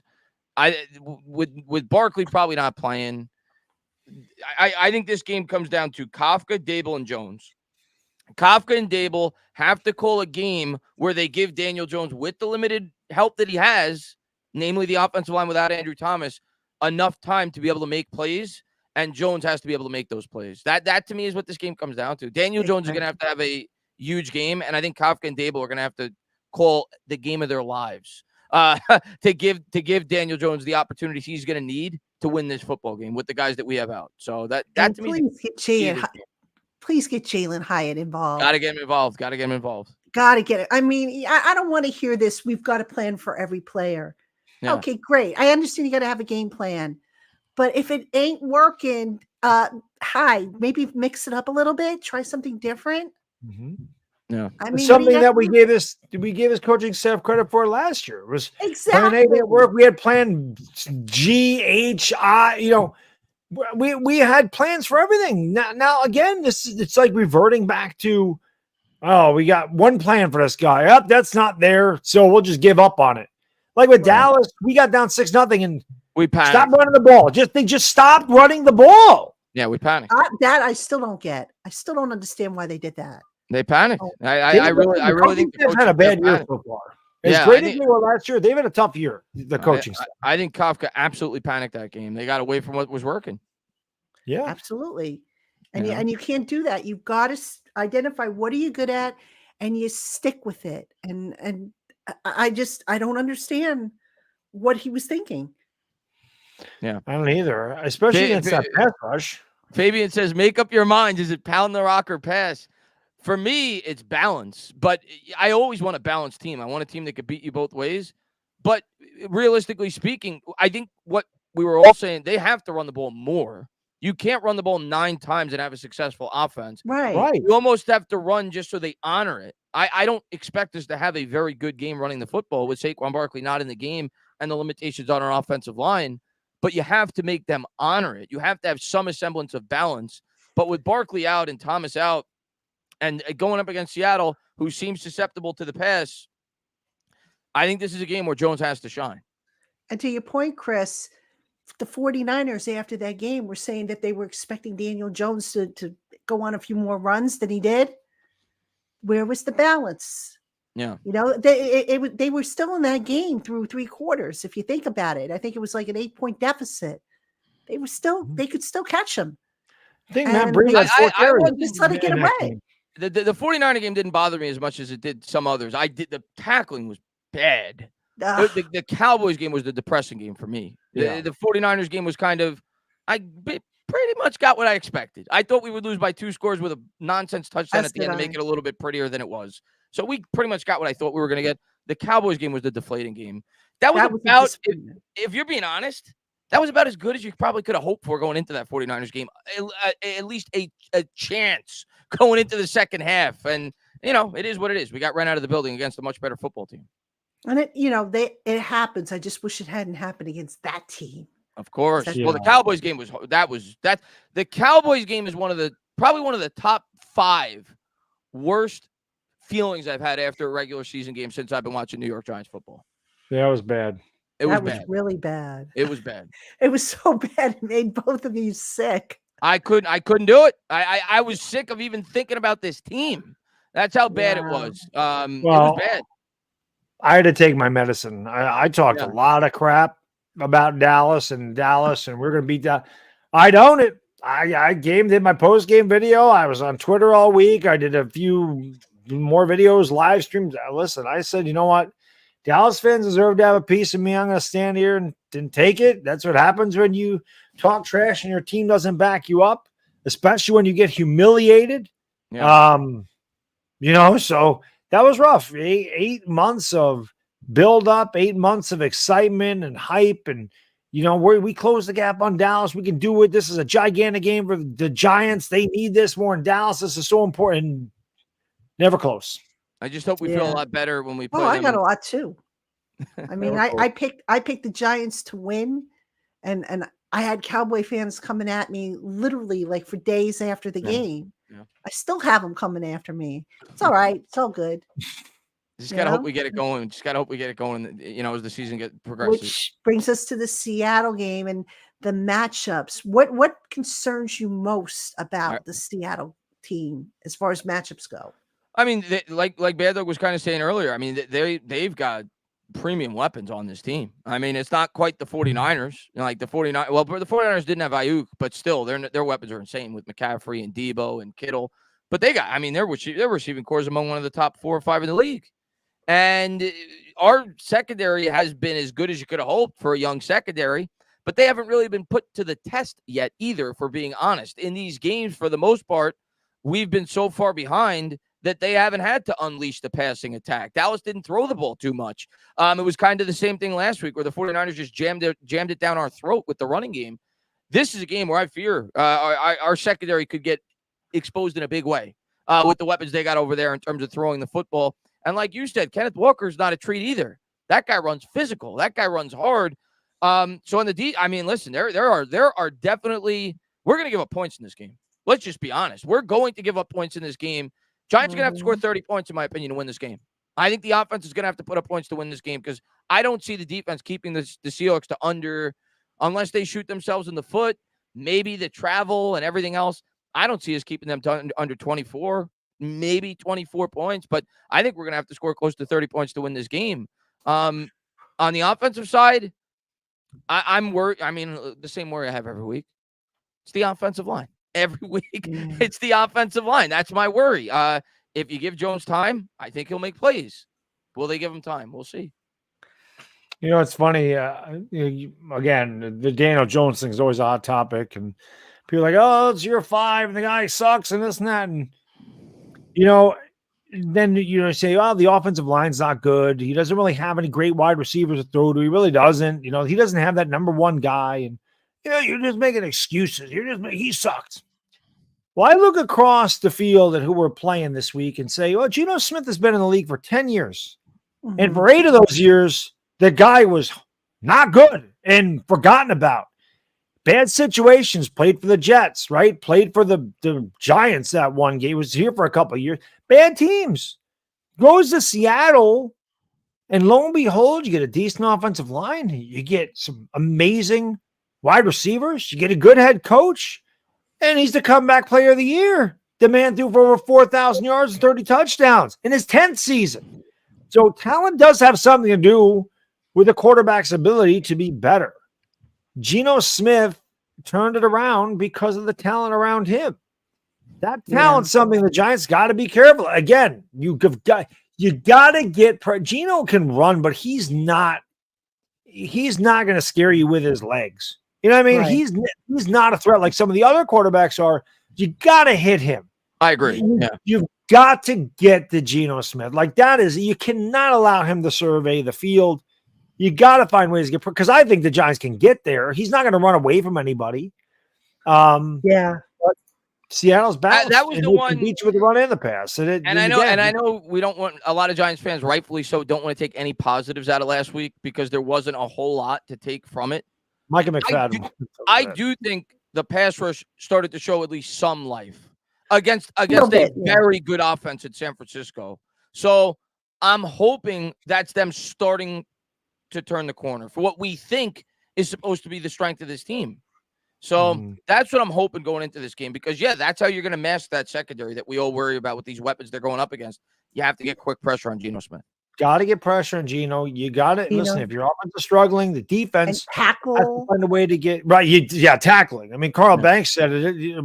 I forgot exactly what he said, but pretty much, if you're going to win, you got to tackle. I mean, that's what it is. And if your offense is struggling, the defense needs to commit a damn. We had 6 turnovers last year. We have none this year. Like sometimes you need to get a short field to your offense. The only time we scored against San Francisco was when we had a short field. We started at the 39. We scored a touchdown. Yep. Sometimes that helps. Sometimes the defense needs to make a play. That's just absolutely wild that the Giants are at the bottom. I think they were near the top last year in the plus minus differential in turnovers. Now they're at the bottom, which is just wild. Now, I got to ask you guys this, because I was having a conversation with somebody yesterday about Bobby Johnson, everybody's favorite coach here. And we were kind of debating the job he has done. And the person that I was debating this with said, well, how can you say Bobby Johnson totally stinks at his job when John Michael Schmitz is playing decently and Andrew Thomas is near all pro level? And my counter to that was, Schmitz is still a rookie. Yes, he's on the upswing, but Evan Neal, is still struggling for whatever the reason. They had to make a change at right guard. They weren't able to, get Glowinski to play better from last year. Left guard, Bredesen, okay, he holds down the fort, all right. And Andrew Thomas, oh, by the way, was starting to show that he was pretty good before this coaching staff came in. So that was my counter argument. And the person I was discussing it with said, there are other things, you got to look at. And Bobby's, basically the person was defending Bobby Johnson. I'm curious to know what you guys think about the job he's done. Yeah, I listen, I don't have much of an opinion on Bobby Johnson. My opinion is this. It feels eerily similar to the New York Knicks. And I'm going to get to my point. The New York Knicks used to bring in some of the most accomplished head coaches in the NBA. Mike D'Antoni, Lenny Wilkins, you go down the list. And John Nelson. Yeah, so many great guys who did a great job at their prior destination. They would come here and they would fail abysmal. And it's been the same thing with the offensive line coach. It hasn't just been Bobby Johnson. It was Mark Colombo. It was the offensive line coach before that. It was the offensive line coach before that. It was the offensive line coach before that. And I know everybody wants to point the finger because that's what fans do. That's what we do. I do it too. We all do it because you want to simplify the answer. You want to say, well, if we just change this one thing, things are going to get so much better. I don't think Bobby Johnson is the only reason, or probably even the main reason, why this offensive line is struggling. I think it's a combination of things of which he's involved, like so many of those other prior offensive line coaches have been. But I think it's a combination of no continuity, poor drafting, bad player development, and injuries. Yeah, I mean, he has to take some of the blame. He's the offensive line coach, but none of the offensive line coaches have worked here for the last 10 to 12 years. None of them. So, we're just going to keep blaming since Flaherty. Yeah, I feel, and I know everybody wants to run Bobby Johnson out of town. We have to start to have some continuity. You keep bringing in different offensive line coaches. You keep bringing in different offensive coordinators, different head coaches. It's going to be a mess. So I don't know. I don't know how to fix it. But I know if we keep firing everybody and keep bringing a new guy and firing that guy a year or two later, the problem's not going to get fixed. No. Players, listen, coaches coach. Players have to make plays. I look at the Yankees. They fire their hitting coach because, say, you need a pound of flesh. Jase Case came in there. Yankees still can't hit the ball. It has nothing to do with it has very little to do with the hitting coach. Okay, especially when these guys are veterans. Now, Evan Neal's a young player. Andrew Thomas was already a Pro Bowl level guy before Bobby got. I mean, he was great anyway. And John Michael Schmitz is a rookie, but when you got veterans, they are what they are. You know what I mean? Like with the Yankees, Jase Case is not fixing Giancarlo Stanton's the fact he has no legs and no torque anymore, and his bat's slow, and Josh Johnson's bat's slow, and the Yankees can't hit because they're developed poorly in the minor leagues, and they swing for the fences and miss every time. They have bad mechanics. That's not changing. The team as a unit, like Chris just said, 10 years this has happened. Bobby Johnson ain't been the line coach here for 10 years. It has been player after player, coach after coach, GM after GM. And you look at guys who have, like Will Hernandez, who flamed out here but went on and was successful. Eric Flowers. Another guy who didn't do well here, went on and found success elsewhere. So there's a legitimate reason to say coaching has been a problem. Oh, Patty, I wanted to ask you real quick. Is there any news on Justin Pugh? Like, I know that he worked out with the Giants, but I haven't heard anything. Yeah, no news right now. Okay. No news. I think they're sticking with what they've got. So Justin Pugh, I think, has to work his way back into, because of that knee issue that he had last year. So I think there might be some concern as to when he might be ready. But why not just sign him to the practice squad where you can sign him for a lower amount? So, yeah, I don't know. I mean, I think they've got the cap space. I checked before. Pretty sure they've got the cap space to do it, but couldn't hurt. I don't think he's going to be a knight in shining armor, but it couldn't hurt. I don't know. I just heard they worked him out, so I didn't know if there was any more development on. I think they did that. Well, remember, they did it out in Arizona because he lives out in Arizona. Right. So they figured, okay, we'll just, he's a former Giant. We'll give him a workout. We'll see how he looks. So, that's kind of how that came about. Because I think if you had said, oh, would they have brought him into East Rutherford? I question if that would have been the case. But look, everybody writes in and says, oh my God, the Giants got to sign this guy. Can't they sign somebody? Who are they going to sign? At this point, if there was anybody who was better out there, don't you think they would have done it? So in a 53-man sport, you're not going to sign a guy off of waivers, week 4 in the season and think that that's going to turn the team around. What if this team's going to get turned around? They're going to have to do it themselves. That's it. The players and the coaches have to do it themselves. That's how they're going to dig their way out. There's not going to be some magical waiver wire pickup that's going to just flip the script for this football team. Would it be nice to pick up a Pugh for depth? Yeah, I would be happy with it, but that's not going to save our season. What's going to save our season is our pass rush does what they're supposed to do, what we expected them to do at the beginning of the year, that our offensive line doesn't look pitiful. They just look bad. I just want a bad offensive line, Patty. That's what I want, a bad offensive line. If the Giants could give me a bad offensive line by the end of the year, I will be thrilled because I have not seen a bad offensive line for the New York Giants in 10 years. It's made the word bad look good. That's how bad this offensive line has been. I'm serious. So if the Giants could be a bad offensive line for the next 14 games, sign me up because that's what I want. I want a bad offensive line. Just don't give me a pitiful offensive line. Don't give me an unwatchable offensive line. Amazing. Yep. I'm with you. I don't understand it. I mean, you go back, the Giants were able to put a decent offensive line together in the early 2000s into even into the beginning part of, the 2010s decade there. And since then, it's just, and I blame this on the fact that they didn't have guys in reserve. The pipeline dried up, and that goes back to the Reese era. That was one of the things I kept screaming about. And I was not the only one screaming about it. Kevin Gilbride, when he was here, was screaming about it, asking for new offensive linemen to get ready as early as 2010. All right. And remember, they went on and they won a Super Bowl the following year with some veterans. And I don't think they had any draft picks that year. They might have, I don't remember, but Gilbride saw it too. And they just basically, if I'm not mistaken, it took them until Justin Pugh was drafted before they started to devote premium assets to that offensive line. The most sickening part, and I agree with bookends. That's why I'm still holding out my hope that this year we could have a bad offensive line, bookends. But you bring up a good point that we have gone up against two of the best defensive fronts in football with Micah Parsons and Bosa, and that was without Andrew Thomas. So I still think this offensive line could be better throughout the course of the year, but it's been really bad. And we'll see. But the most depressing part, Patty, for me, is we have allocated resources to this offensive line. Name me a team in the NFL that has a 4th overall pick and a 7th overall pick at their tackle positions with a second round pick at the center spot. We have allocated premium resources to the position, and it hasn't sorted itself out yet. Right. And even as Dudu, he was a 3rd round pick. So, he's been filling in there. And Will Hernandez didn't work, but he was an early pick. Right. It's crazy. I mean, we know Eric Flowers didn't work here as a 1st round pick. So that was for other reasons, though. With Flowers, it just happens year after year. Like everybody Gettleman drafted outside of Thomas sucked. Lemieux got manhandled. He was horrible. Matt Peart's gone. It's just,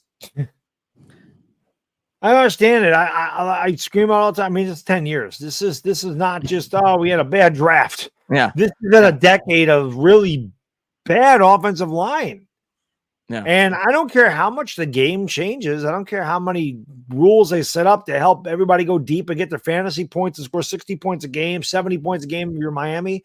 I don't care how many rule changes you make to protect the quarterback. You should, I'll tell you what, the late hit on Brock Purdy was BS. I was crap. It's football.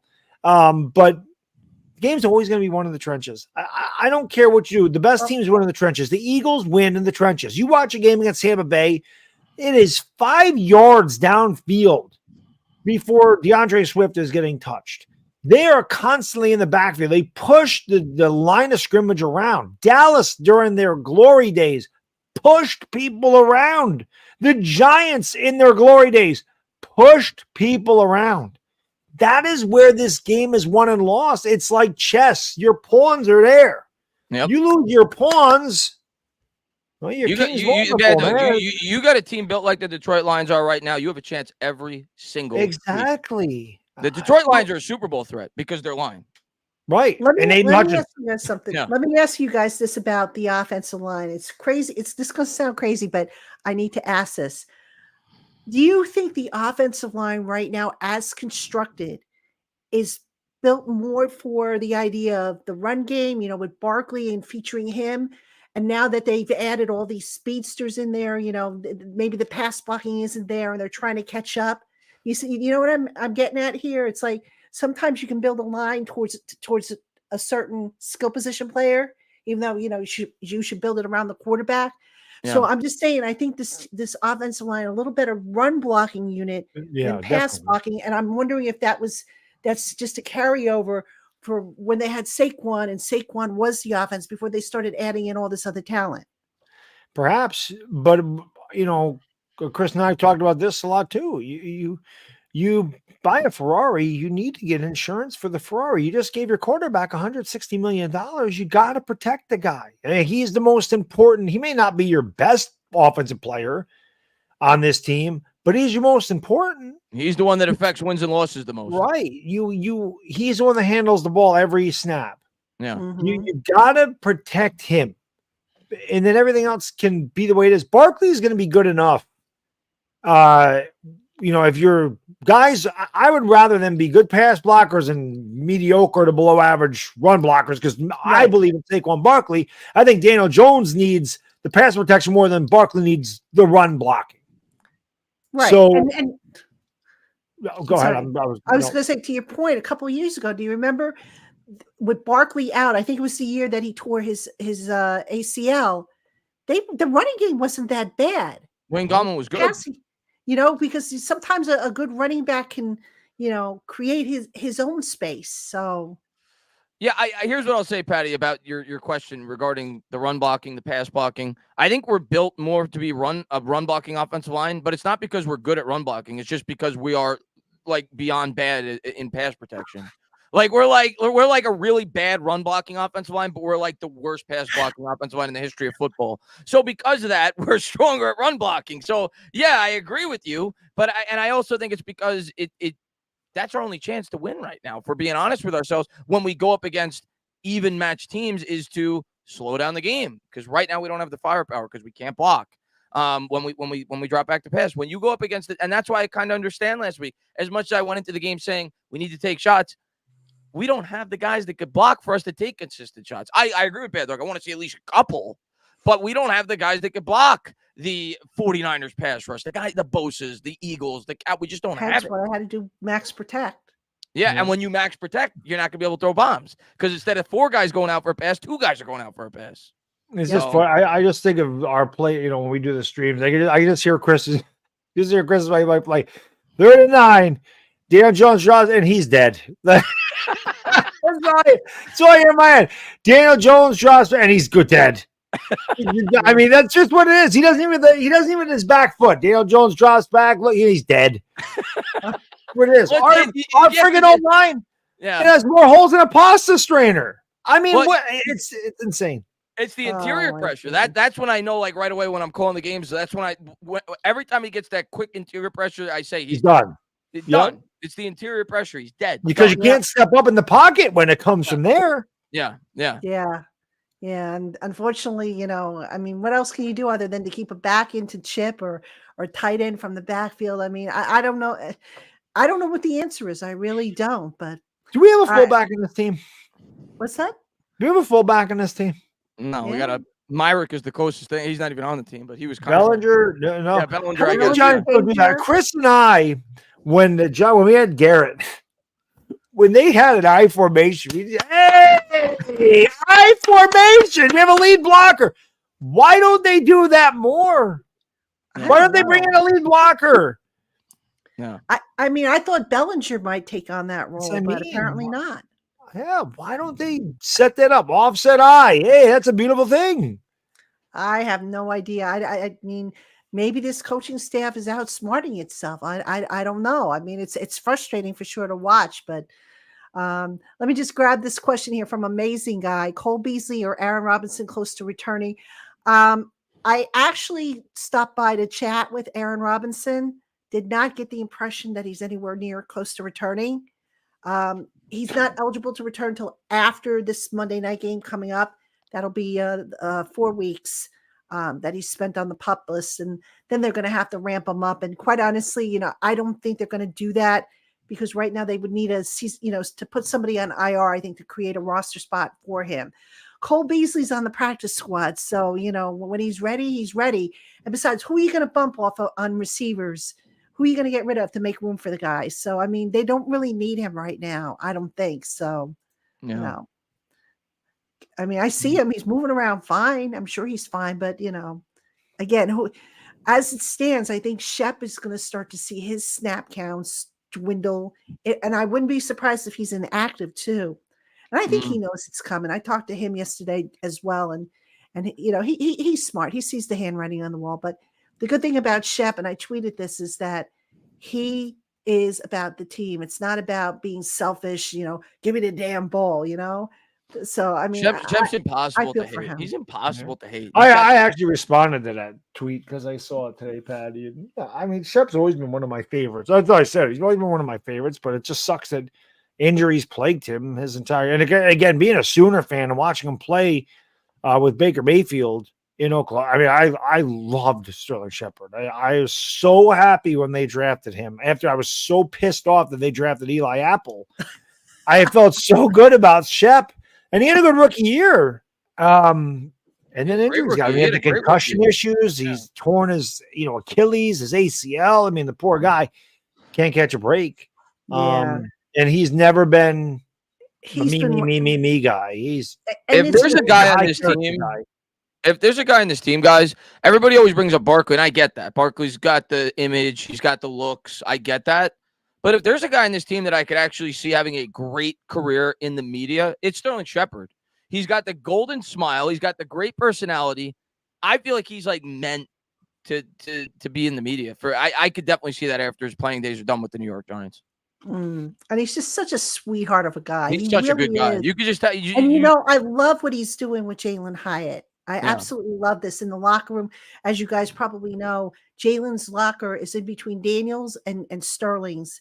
And Sterling is always having conversations and chatting up the rookie, always. Yeah. And, we actually teased Jalen Hyatt about his lack of a mustache because he's got that baby face. So we were actually teasing him about it. I said, Sterling, man, you got to get this kid to grow a mustache here. Patty, just send him our way. Chris and I can teach him how to grow some facial hair. You can sit there and concentrate real hard, right? We can do it. If any guys can do it, us two can do it. Give us 4 hours and we got a full-grown beard. We'll teach him. That's right. And it's funny. I don't think I have Harry's this week on this show for a sponsor too. Harry's is one of our sponsors, but I don't think they're on today. But so H5000 said I do like Michael Penix a lot, the quarterback for Washington. I freaking love Michael Penix. You should. I cannot wait for October 4th. USC Washington. Washington is one of the best teams in the country. Nobody talks about them. USC, obviously, people do. That is going to be a good game. Caleb Williams against Michael Penix, and the winner of that's probably winning the Big 12. And I think Washington's winning because USC's defense is a Lincoln Riley defense, and I could see Penix putting up big numbers and Washington winning like 56-36, something like that. I know. We're going to get back to the Giants for sure, but I'm going to tell you what, Bad Dog. You said it on our show, I think last week or the week before, when somebody brought up Deion Sanders' kid as the quarterback. You said he hasn't gone up against anybody yet.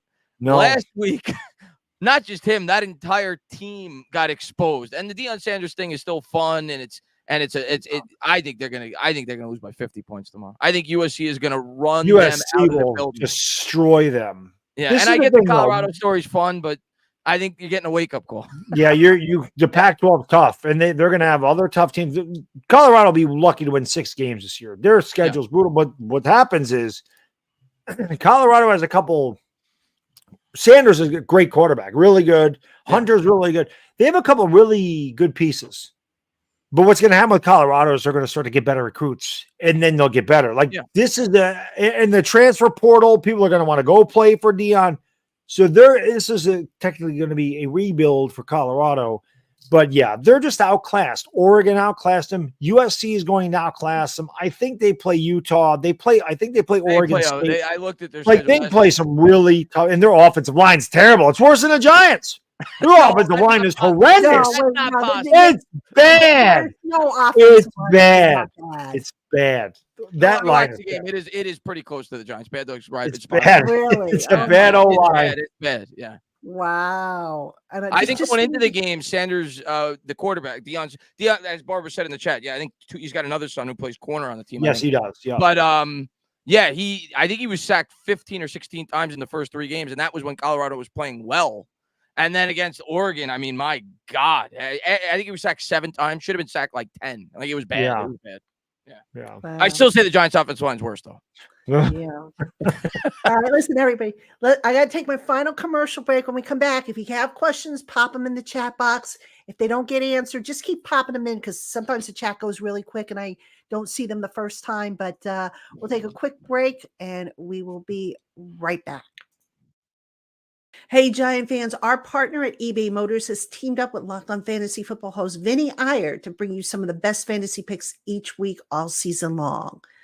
Every week, we're going to provide you with players that are guaranteed to fit on your roster. And if you're looking for someone to have a big weekend this weekend, look no further than Jaguars wide receiver Calvin Ridley. Ridley has the classic rebound and revenge opportunity in London in Week 4's Sunday matchup against his former team, the Atlanta Falcons. Ridley has been very quiet with Jacksonville's passing game, slumping the past 2 weeks, but he will return to his more stellar Week 1 debut form for his new team. The Jaguars will do a better job of scheming him open across the pond and making his massive target volume from Trevor Lawrence count big time again. And Giant fans, while Vinny Iyer from Locked On Fantasy Football helps you build your fantasy championship, know that eBay Motors knows a championship team is about each player being a perfect fit. And with over 122 million parts for your number one ride or die, you can make sure that your ride stays running smoothly. Brake kits, LED headlights, roof racks, bumpers, whatever your baby needs, eBay Motors has it. And with eBay's guaranteed fit, it's guaranteed to fit your ride the first time, every time, or your money back. Plus, at these prices, you're burning rubber, not cash. So go on and keep your ride or die alive at ebay.com/motors. eBay's guaranteed fit is only available to U.S. customers, eligible items only, and exclusions apply. All right, everybody, welcome back to Locked On Giants Live. Entertainah and Dog, and we're going to start taking some of your questions. Guys, I just realized we haven't had our usual conversation about food. We've got to work that in. What are we doing here? What are we doing I don't here? know. My gosh. When The you're only reason happy. why I bring that up is because during the break, I got a text from my brother who's on his own this weekend, and he's like, what are we doing for dinner tomorrow? Because I'm supposed to have dinner with my brother and my husband after practice is over. So I'm like, oh, well, gosh, we didn't talk about food, but we'll get that in at some point. But At some point it comes up, sure. Yeah, we always I mean, I do. did bring up the pasta strainer that we have more holes in a pasta strainer on the I other had line. pasta tonight. That was your opening, Patty. That was when you had the opening. was it. To the food. Yeah, right. I had pasta tonight. I was in the mood for chicken franchise, so I went to the around the corner and we got chicken. I got chicken franchise. My husband got chicken parm, which he absolutely loves. Who doesn't love chicken parm? I know this is your channel, Patty, and I'm getting into the food conversation. I need one of your mods to kick Sean Gus out of the chat. He just said pineapple on pizza is a god tier topping. Oh, you can't say that. It can't happen. No, that's wrong. I personally like white pies. Over got white pies are great if you get it at the right pizzeria. Great. Yeah, white pies are pineapple number one on a pizza. You don't put fruit on pizza. Yeah, don't happen. You're having a fruit tart and you're passing it off as a fruit pizza, with Nutella and stuff like that. But you don't put pineapples with marinara sauce. Don't. Well, no. You know what they do? I think what they do is they put and I can see the logic behind it because it's sweet and sour. So you get the sweetness of the pineapple and the saltiness of the ham. So if you get a good pancetta and you put that on there, it's actually not bad. But put pineapple and ham together, but it don't go on a pizza. It don't go on a pie. It just does. I mean, that's the equivalent of Nick Sirianni eating pizza. Like, you don't do it. Yeah, you don't do it. No self-respecting Italian does that. Conversation brought to you by Locked On Giants Live. Right. Not only do you not put the pineapple on the pizza, I don't even find it acceptable to eat both things separate in the same meal. They don't go in the same room. They don't go in the same room together. Pineapple's great. I have pineapple almost every. It's my favorite fruit. Then you guys would have liked the pizza that I had a couple of weeks back, which was fig goat cheese, and it was pretty good. And it was. I tried it. It sounds. And it had ham on it. It was pretty good, but it didn't have the tomato sauce. So, okay. But anyway, let's get to some questions because people are like, food again with you guys. Papa Guzzo wants to know, will Aziz ever play again this year? Yes. He may play this weekend, this week coming up. I don't depend on him. That being said, hold on. I talked to Aziz yesterday and I asked him how he was doing. And he told me, oh, I'm doing great. I did I took all my reps in practice. And then, of course, I find out he was limited. So I kind of take what the players say with a grain of salt, but he's been moving around a lot better, as compared to, say, like Andrew Thomas, who's just, like I said, I feel for Andrew. He's just not moving the way you would like to see him move. And I'm talking about doing daily movement, walking, getting up. All the stuff that, the way you're talking about AT, Patty, you're making me sound like he might not play for 3 or 4 games. Who's well, Andrew I Thomas. don't know about that. I don't think he plays Monday night. I had thought at the start of the week he might have a chance of coming back, but then that they could call it what they want. I call it a setback. If you're not practicing after you were limited the day before, I'm sorry, that's a setback. You went Yeah. backwards. Yeah. So He went from limited to non-participant. that to me, that'd be like going full participant to limited. Yeah. yeah. So I was hope he's back. concerned We with need that. him. So hopefully Again, he's back soon. the hamstrings are very tricky. They are tricky. Darren Waller's And then the playing other with a bad hamstring, but it could keep guys out for 4 weeks. I mean, And the it other sucks. thing is the weather. You got to take into consideration the weather, because when it gets damp out and chilly, like it's although I hear it's going to It's supposed to be warm nice Monday. I heard, yeah. So I mean, sometimes like on today, for example, today we had a rainy, crappy day here in Jersey, and every ache and pain, I could feel it in my knees. Yeah, I got that right now. It's damp. It was only 60 degrees up here. I can feel my bicep tendonitis up here. That's right, guys. My neck is killing me. Your bicep goes up here. It's part of your bicep up in your shoulder. It's Up crazy. into here, I'll do a yep. whole anatomy thing about the long head right here, because the long head goes your bicep goes from here all the way up to the top of your shoulder. That's the long head part of your bicep. Bicep is 2 separate muscle groups. Short head, long head goes all the way up here. This is why I feel this is biceps tendonitis. You get food talk, you get body, You get some anatomy stuff. you get I everything. can feel You like get the everything tennis on this elbow. side. I can feel that. My back is definitely that stupid Yeah. cold, damp weather hurts. Yep. Well, I'm My old neck too, is so that killing doesn't me. help. My anything. pinched nerve is. I've been dealing with a pinched nerve for God knows how long, and that's killing me. But Right, anyway, this segment brought to you by Asper Cream. but what? Not biotin. What's that stuff called? Biofreeze. There you My relief for my neck issues and stuff like that. All right. Davey Anonymous asked if Bellinger practiced. He was limited, neck injury. He should be fine though. I don't think there's anything to worry about with Bellinger there. So I wouldn't worry about him. Let's see. Who else asked? Papa Gutsa wants to know what's my opinion on Deontay Banks. I like what I've seen from him. Yeah, I mean, one of the few bright spots. Be mistakes, but overall, I'd say if you were to ask me which players have kind of stepped up to the plate, I would put him up there. Well, the fact, I don't think he's been extraordinary. No, but because he hasn't really been tested because of the way these games have played out. But the fact that you really haven't said his name in a negative way 3 games into the season for a rookie cornerback, yeah, I think that's definitely encouraging. Yeah, I thought the corner play would be more, especially with how we've gotten blown out the first 2 weeks. I thought it would be more of a problem than it has been the first 2 weeks. So yeah, I would say that is encouraging so far for Banks. I love Banks. I love Banks when we drafted him. I think the physical attributes are off the charts. I think I don't think he's gonna be elite. Well, he could. I'm never gonna say never, but I think he's gonna be. Let's put it this way: since I've been watching the New York Giants, I don't think we've had a homegrown corner that lasted more than maybe 6 or 7 years. As a guy that you said throw him out there and he's gonna be a starter, I think he's gonna be that guy. I think Deontay Banks is gonna be a Giant for a very long time. I think he's gonna be a very good player.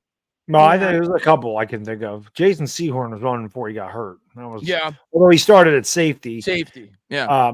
Mark Collins was one of my favorite guys. I love Mark Collins. You're going back before my time. Well, I know. I'm just saying that was the guy that I loved. Mark Collins, one of my favorite Giants of all time. Very underrated. Him and Leonard Marshall to me, like 2 of the most underrated Giants ever, and 2 of my favorites. But Mark Collins was a beast. He was a beast. I remember, Flippy Sparks wasn't around here very long. We had him for a little bit. Corey Webster was here for Aaron Ross. Yeah. Mark Collins was a big reason why they beat the 49ers. Yeah, he loved facing Jerry Rice. He loved out of Jerry Rice. It was beautiful. He was physical with Jerry Rice. That was why. He beat Jerry Rice up. He beat him up.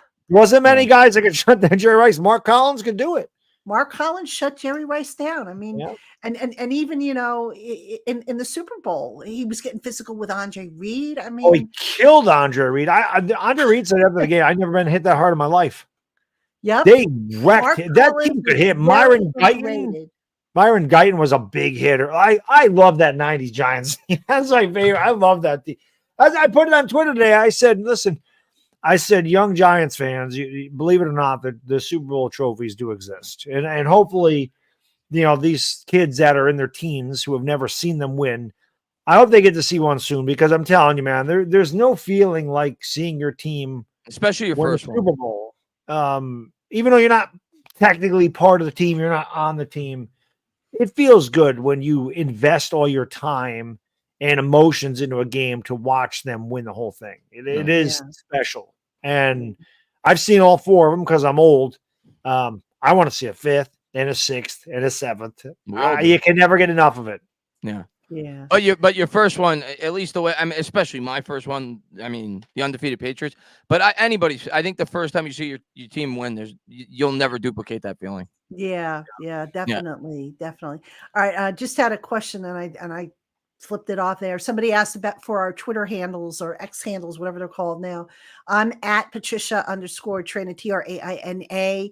Tana, you want to give yours, and Dog give you give At the THE Entertainah ENTER and and Entertainah, not but without the ER at the end, it's an AH.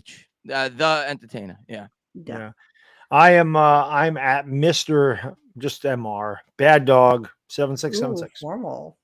Mr. Bad Dog 7676. That's how I started on YouTube. That was Okay. that was my initial thing, and then became Bad Dog Sports. But yeah. So that's I'm almost at 8,000 followers, which is pretty cool. I'm like 30 away, so I'm just kind of hanging there. I'm like, I need some more followers on Twitter. You know, somebody, I missed the question, but I saw it pop up. Somebody said, if the Giants defense does not or struggles again, should we put more attention on Wink Martindale? And I know that's where people are going to go naturally, but you got to ask yourself, are they struggling because the players are just not tackling or executing? I don't know that you could put all of it on the coach. I mean, unless the scheme is just so outdated or just not allowing the players to be set up for success. I mean, it's to me, that's a tough question to answer. I think it's, I'm being honest. I think the main reason, it's less to do with Wink. It's even less to do with the players. We're just going up against much better players than we have. Let's be honest. Dallas's offensive players are much better than our defensive players. The 49ers offensive players are much better than our defensive players.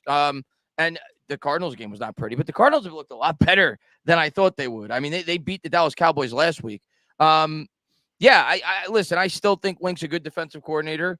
He's the type of defensive coordinator, though, and you knew this when we hired him. You have to live with that. Everybody complained that Patrick Graham was the opposite. Patrick Graham was a guy that was not aggressive. People complained he played too much zone. He played too much back. Well, when you have an ultra-aggressive defensive coordinator, there's going to be times where you're pulling your hair out. It's the nature of the beast. So Wink's been a very accomplished defensive coordinator in the league. I don't think Wink's the problem. I think talent's part of the problem. And I'm not saying he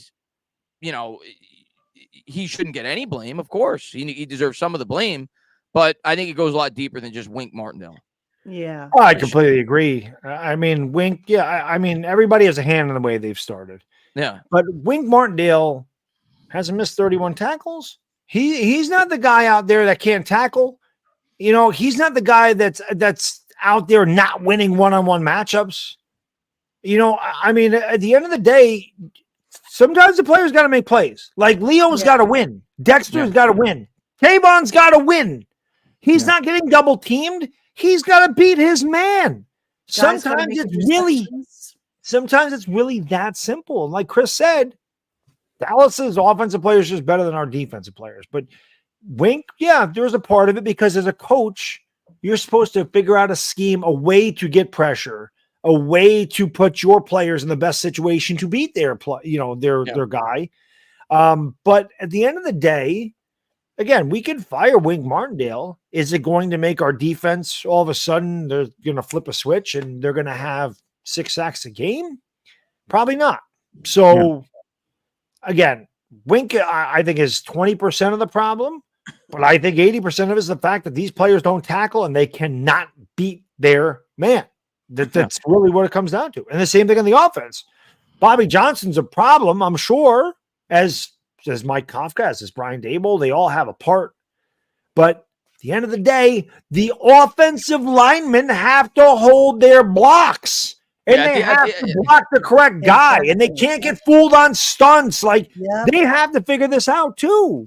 There's no magic formula. There's no Right. magic formula. Football's a simple game. I mean, it's a complex game, but it's beat the guy in front of you. Hit the guy in front of you, and that's it. If you win in the trenches, most of the time you're going to win the football game. Right. And the fact of the matter is, people say, well, the Giants don't do good on primetime. The reason they don't do good on primetime is because we get manhandled in the trenches when we go up against better football teams. There's a reason that Daniel Jones and the offense looked great against Arizona, because the offensive line looked bad instead of pitiful.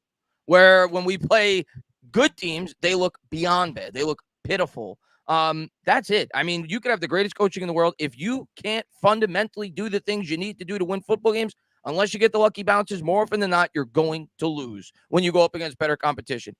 That's the main reason. It's not the only reason, but that's the main reason over the last 10 years why we've lost football games.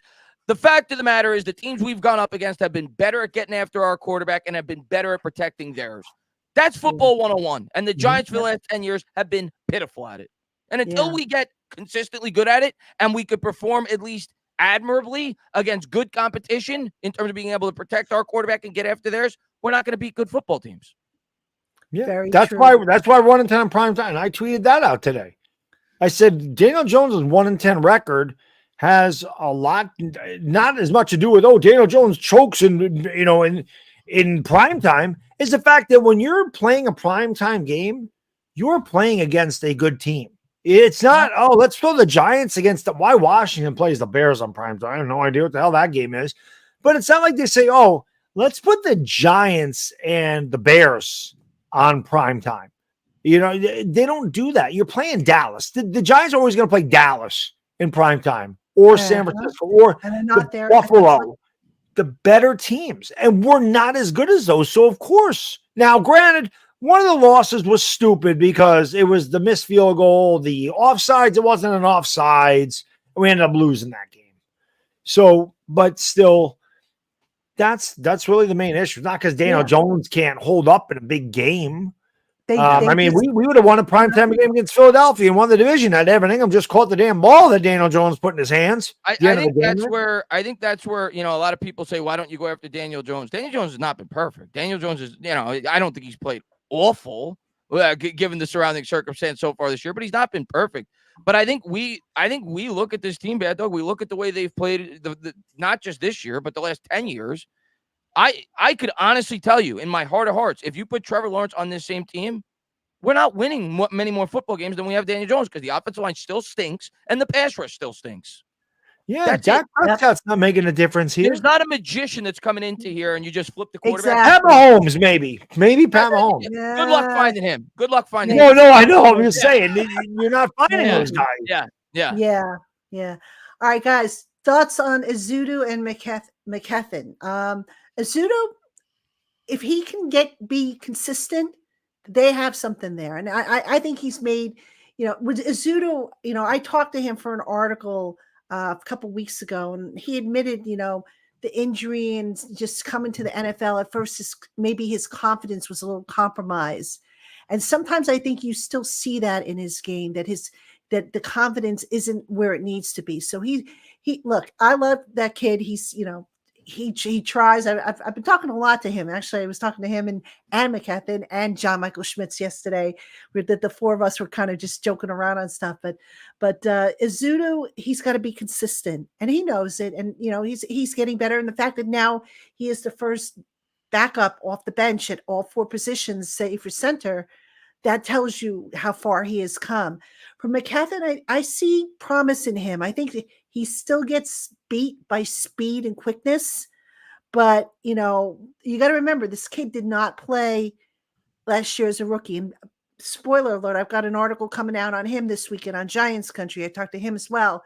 But there's the technique, the size and the leverage. There's enough there to like about his game, I think.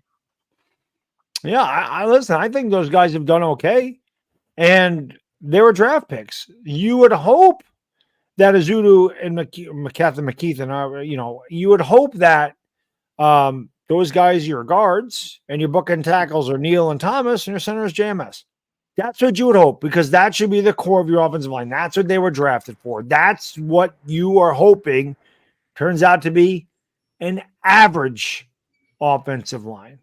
And Pat, you talk about the confidence. I have said this for years now, especially regarding Daniel Jones. Confidence is such an intangible that is not measured in statistics. It's not shown up on the score page. It just, if you're, and again, anything you do in life, if you're confident, you're going to do it better than if you doubt yourself. I don't care what you're doing. And so if Daniel Jones is doubting himself and doubting his receivers or doubting his offensive line, he's not going to play with confidence. He's not going to play as well. Last year, I saw a confident quarterback, especially in that Minnesota game. I saw a confident quarterback that said, we got this. I got this. They came from behind a lot. He had 5 game-winning touchdown drives. We got this. We've been here. We can do this. Confident. We got it. This year, that feeling so far, it's not there, even though they did it against Arizona. But got to do it against Seattle. I don't want to have to come from behind. Can we just win? Be nice. You know it's not going to happen, though. It's going to be tight. Yeah, it's going to be a tough one, dog. I mean, yeah, of course. I think we have a legitimate chance to win this week, though. I really do. I'm bracing myself. I hope I'm wrong, but I think Tana mentioned this earlier, that it's tough for content creators when the Giants lose. It's also tough for us because then the podcast numbers. I mean, this week my podcast numbers have been down. Thankfully the page views over on Giants Country have been up, but if they lose this week, goodbye, rest in peace, all my beautiful numbers, and rest in peace, my Twitter mentions, because that becomes that can get a little testy, if you will. Yeah. For me, Twitter's definitely testy. I guess. For me, it's not even about numbers. I know different for obviously beat reporters. I'm not, right. Yes. For me, exactly. It's not even about numbers though. It's mentally draining. Mentally draining. That's true. And I just feel like for the last, like I said, since I've been on YouTube, 6 years, the primary discussion, what it all boils down to in different ways, shape, or form, is what is the reason why this team sucks. And that discussion really hasn't changed. And that, to me, is what's most draining, because everybody points the finger, and I'm not changing my opinion. And I know people that think the main problem that Daniel Jones is not changing their opinion. So it almost feels like politics. It almost feels like it's Democrats versus Republicans, and nobody's going to change their mind. You cannot convince me when I watch this team play, the offensive line and the pass rush, that is not the main reason why we're not winning football games on a consistent basis. And there's people, and I respect their opinion, that will say that it's Daniel Jones. At the end of the day, it's just draining. It's not going anywhere. It's just, I need this team to get better. I need this team to get better. Right. That's exactly it. Last year was fun. Last year was a winning year. But you know what? Even some people are like, oh, this team sucks. They started out 6-1 and they finished, 3-6 they finished 3-6-1 or whatever the hell it was. And then they got smoked by the Eagles. Who cares if they beat Minnesota? Minnesota sucked, although they were 13-4. Sometimes you just never get away from it.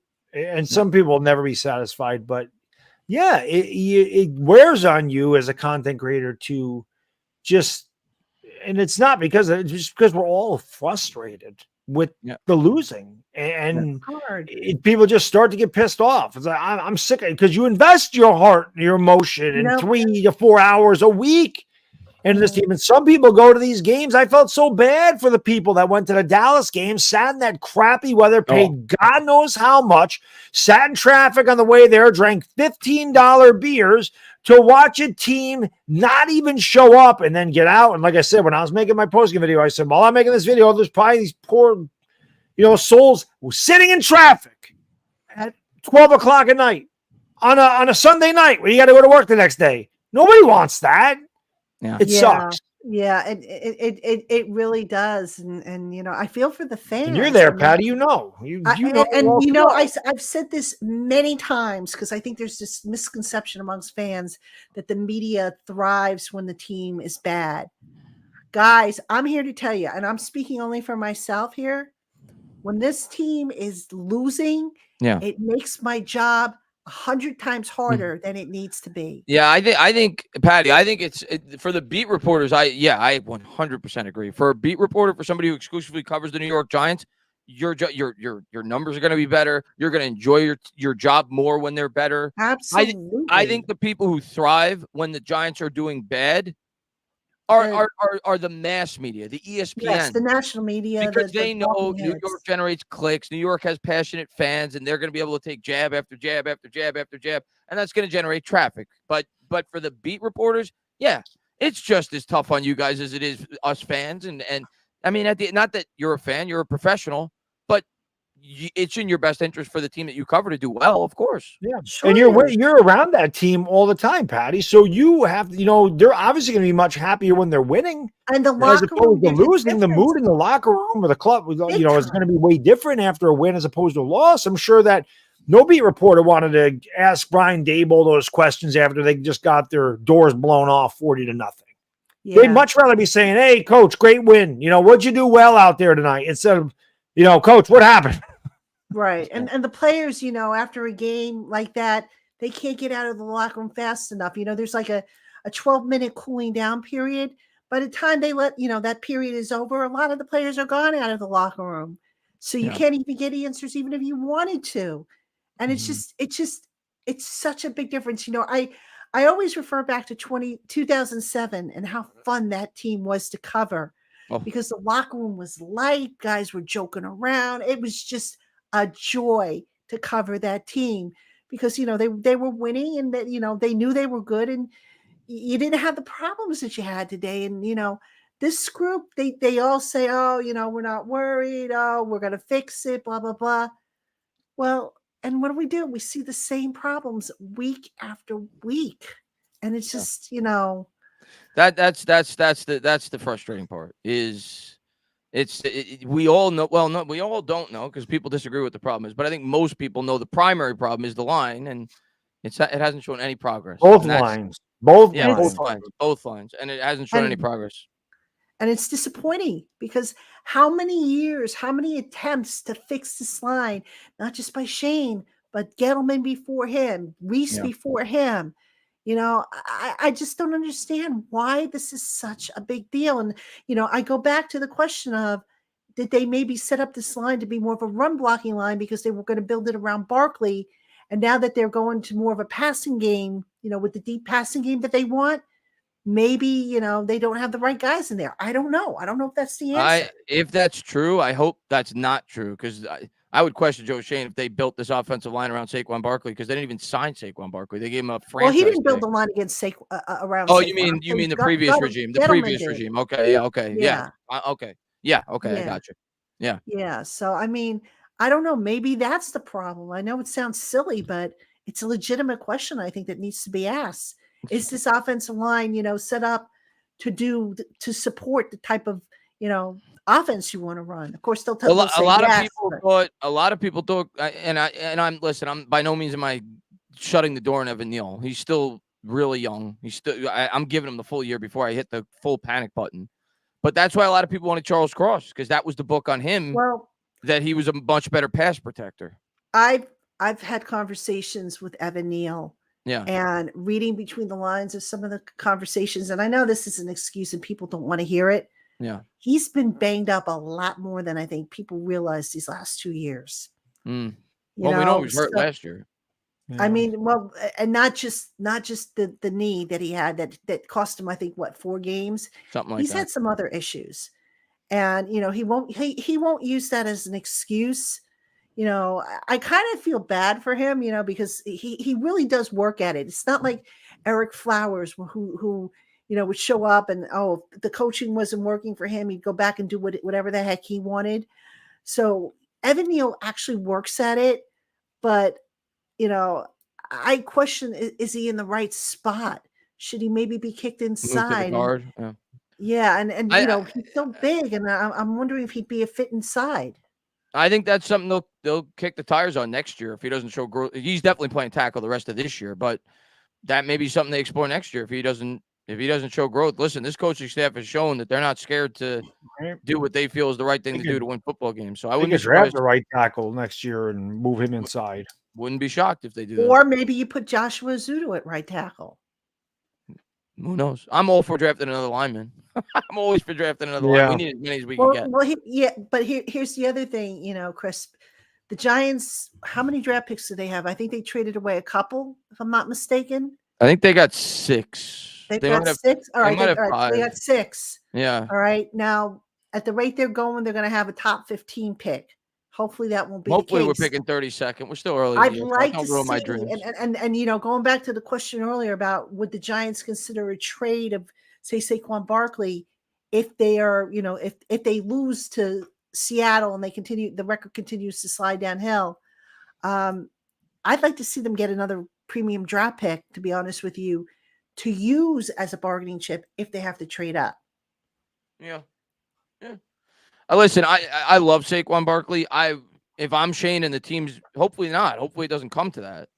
But if the team is 1-6 or something, I would look to trade Barkley if there was a market for him, which I would think there would be. So because you have to think about your future.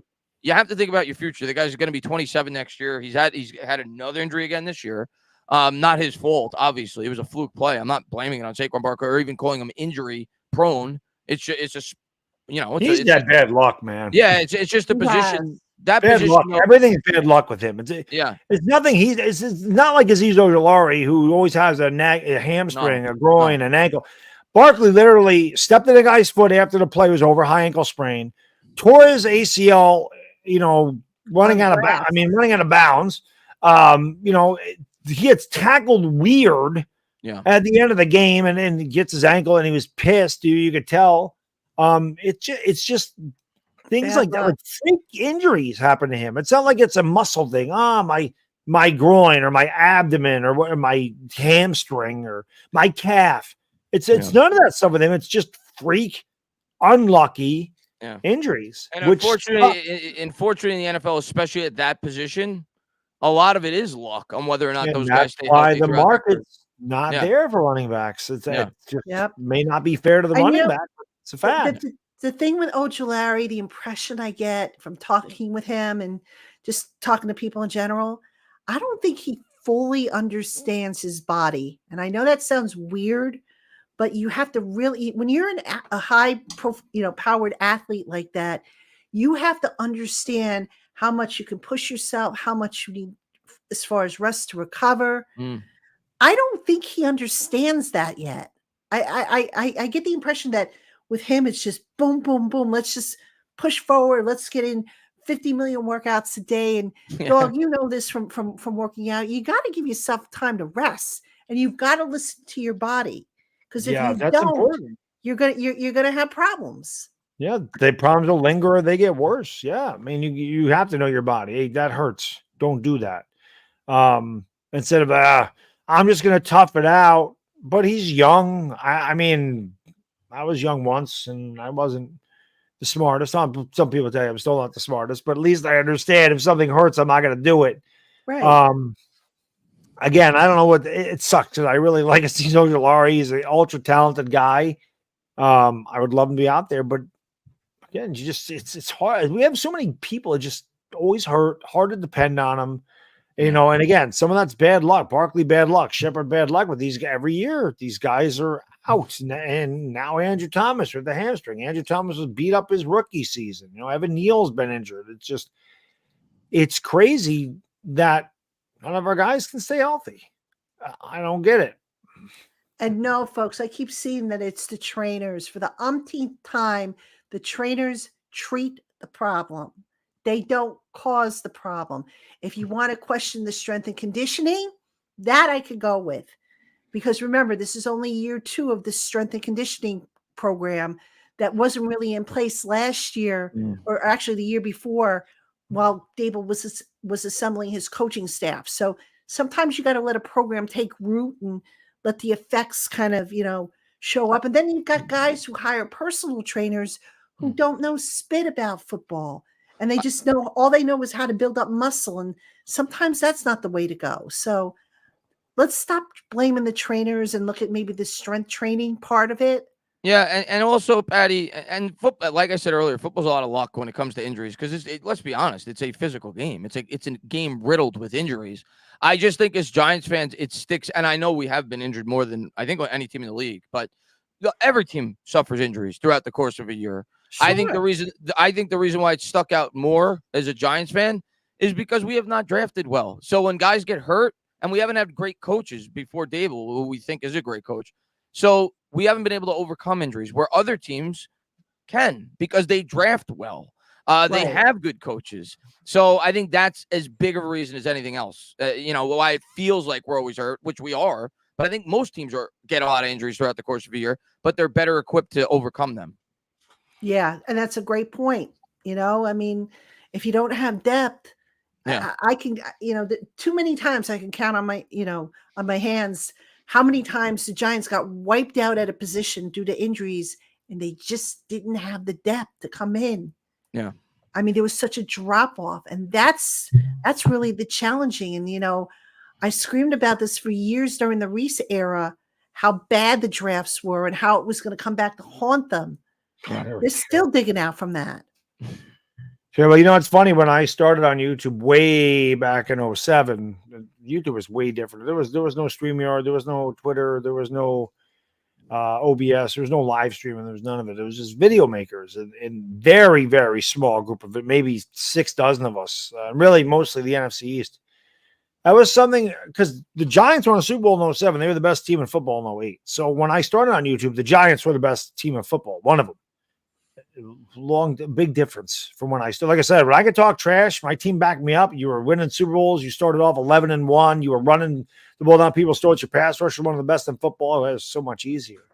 But we used to kid with the Dallas Cowboys because the Cowboys had a really talented team back then too, but they didn't have any depth. They would get hurt and they would just fall off a cliff. And we used to joke they got depth because the Giants had practice squad players playing against Dallas in the playoffs in the secondary because everybody got hurt. Still able to win. So we used to say that's how deep the Giants ran. And we used to say in Reese we trust because Jerry Reese's first couple of drafts were really good. Yeah. And we really did believe in him. But I will always go back to 2011. And I think that's where it fell apart. To me, Mark Ingram was the guy you take there, not Prince Amukamara. That to me, that was it. That was when things. No, I'm not saying Mark Ingram would have made a difference. But his what about draft, the following year when they took David Wilson? Didn't they take David Wilson the following year? They did. Yep. Yeah. And I'm like, why are you taking a running back there? Yep, they took David, and I loved David Wilson. He was. I did too, but I don't know if I would have taken him in that spot. So well, they took him because I think they wanted Doug Martin, and he went the pick before, and then Jerry, as Reese did, panic, always panic. The Washington took Sheriff. I'm taking Eric Flowers. No. Oh God, Conklin's gone. Leonard Floyd's gone. I'm just giving Eli Apple. No. What the guy did. Every year. That Eli Apple pick, man. I say it all the time. We didn't have live streams back then, but you think my Daniel Jones reaction was something. I was more mad at Eli Apple because I have a video on my page the day after we drafted Eli. That's from way back in 2016. That's on my page.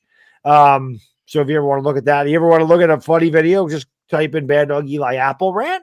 That's a good one. When you're done watching this. A lot of colorful language though, so if you don't, a lot of swearing, a lot of screaming. I believe it. That was the day after I was that mad. The day I remember when I was not on YouTube when they made that pick, but I remember when they made that pick, there was about 8 or 9 players going into that draft where I was like, we may take that player. I didn't even consider Eli Apple. Laramie Tunsil was the guy that year. Yeah, that's who you take. When they made that pick, I swear, I think that was the first time I've ever reacted out loud. I think when they made that pick, I remember saying, what the hell are they doing? Because normally they make a pick and I don't say anything. I just say, oh, okay, but that one, I just was like, what the hell are they doing? Yeah, I wanted Leonard Floyd. I wanted Leonard Floyd so bad in that draft. I wanted Leonard Floyd. When the Bears traded up, I was so mad. I remember my wife was on the phone with, I think, her sister or something. And I just screamed, and they're like, what's that? She's like, it's just Kevin watching the draft. Yeah. I'll have to look up that video, dog, because I'm curious. Oh, yeah, a lot of colorful language in that one. A lot. I bet. A lot. It's like every other word. I bet. Yeah. I bet. Oh, my goodness. All right. Brandon Swan wants to know, can you comment on Williams and Ashawn punching each other and neither getting thrown out? Yeah, I didn't, but the officials gave a pool report after the game, and I just think they didn't see the angle that we all saw on television. I mean, Williams should have been tossed, I Oh think, yeah, because it yeah. was a close. If I'm not mistaken, it was a close fist. He hit It him wasn't just a twice, slap. 2 punches. Yep. Yeah, he should have been tossed. I'm sorry, and they just. I didn't buy the officials' explanation at all. I think they botched it personally, but Oh, absolutely. Well, somebody said that A-Shawn just hit what happened is A-Shawn hit Trent Williams' hands with his helmet. That's why yeah, Trent I Williams mean, but that didn't warrant getting punched in the face with a closed fist. No. I'm saying instead of him getting punched, they were saying he was using his helmet to hit. Trent Williams didn't throw a punch. It was just Robinson's helmet was running into his fist as opposed to joking around. Yeah. But Williams should have been thrown out of the game. He threw 2 punches, ejected. Yeah. They gave him a personal foul, so how do they not see the punch? Yeah, he should have been thrown out of the game. I mean, and I thought they had the same replay as what the TV was showing to the He audiences. should have been ejected. So I was surprised that they didn't see that.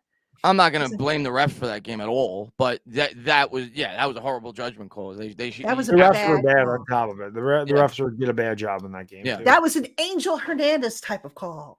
Yeah, it was bad. It was bad. Wow. Angel Hernandez needs to hang for him those up. who don't know, is a crappy crappy MLB. MLB. The worst. Him and starting Laz to say Diaz, NFL. they both need to go away. Yeah. Yeah. He's been Angel Hernandez has been doing it forever because I remember going as a kid going to Met games at Chase Stadium. He was the umpire. He's been doing it for a long time. and he's been He stinking sucks. it up horrible. forever too. Yeah. But He's like Jerome Boger. Jerome Boger was a terrible. Is Jerome Boger still an official? Or did he retire? I think Jerome he retired. Boger. I think he Good retired. because he was terrible. He's the one that gave Carolina 5 downs when Gano. Oh yeah. Oh yeah. Yeah, he was horrible. Yeah. That guy always screwed the Giants. Yeah. I remember that. All right. Big Moo wants to know 3 keys to victory besides scoring more points than them. Attack the passing, the pass defense, obviously. Mm-hmm. Tackle, because Kenneth Walker, to me, he can break tackles. I think I want to say tied for 3rd or 5th. I know he's up there in the top 10. I'll tell you another guy we didn't talk about, Patty. Another guy we didn't talk about. What's the rookie running back they got on that team? I think he's from UCLA. The name escapes me. Shoot. I'll tell you what. I was watching the Seahawks game this week. That guy runs hard too. That guy's a really good running back too. But most of it has been Walker though. Walker's kind of been like the Charbonnet, I think it's pronounced. Yeah, Charbonnet. Okay. That guy could run too. They better tackle. They better tackle these guys. Wrap them up because these, like I said, Walker, I think is in the top 5 from forced missed tackles. So that would definitely be a key.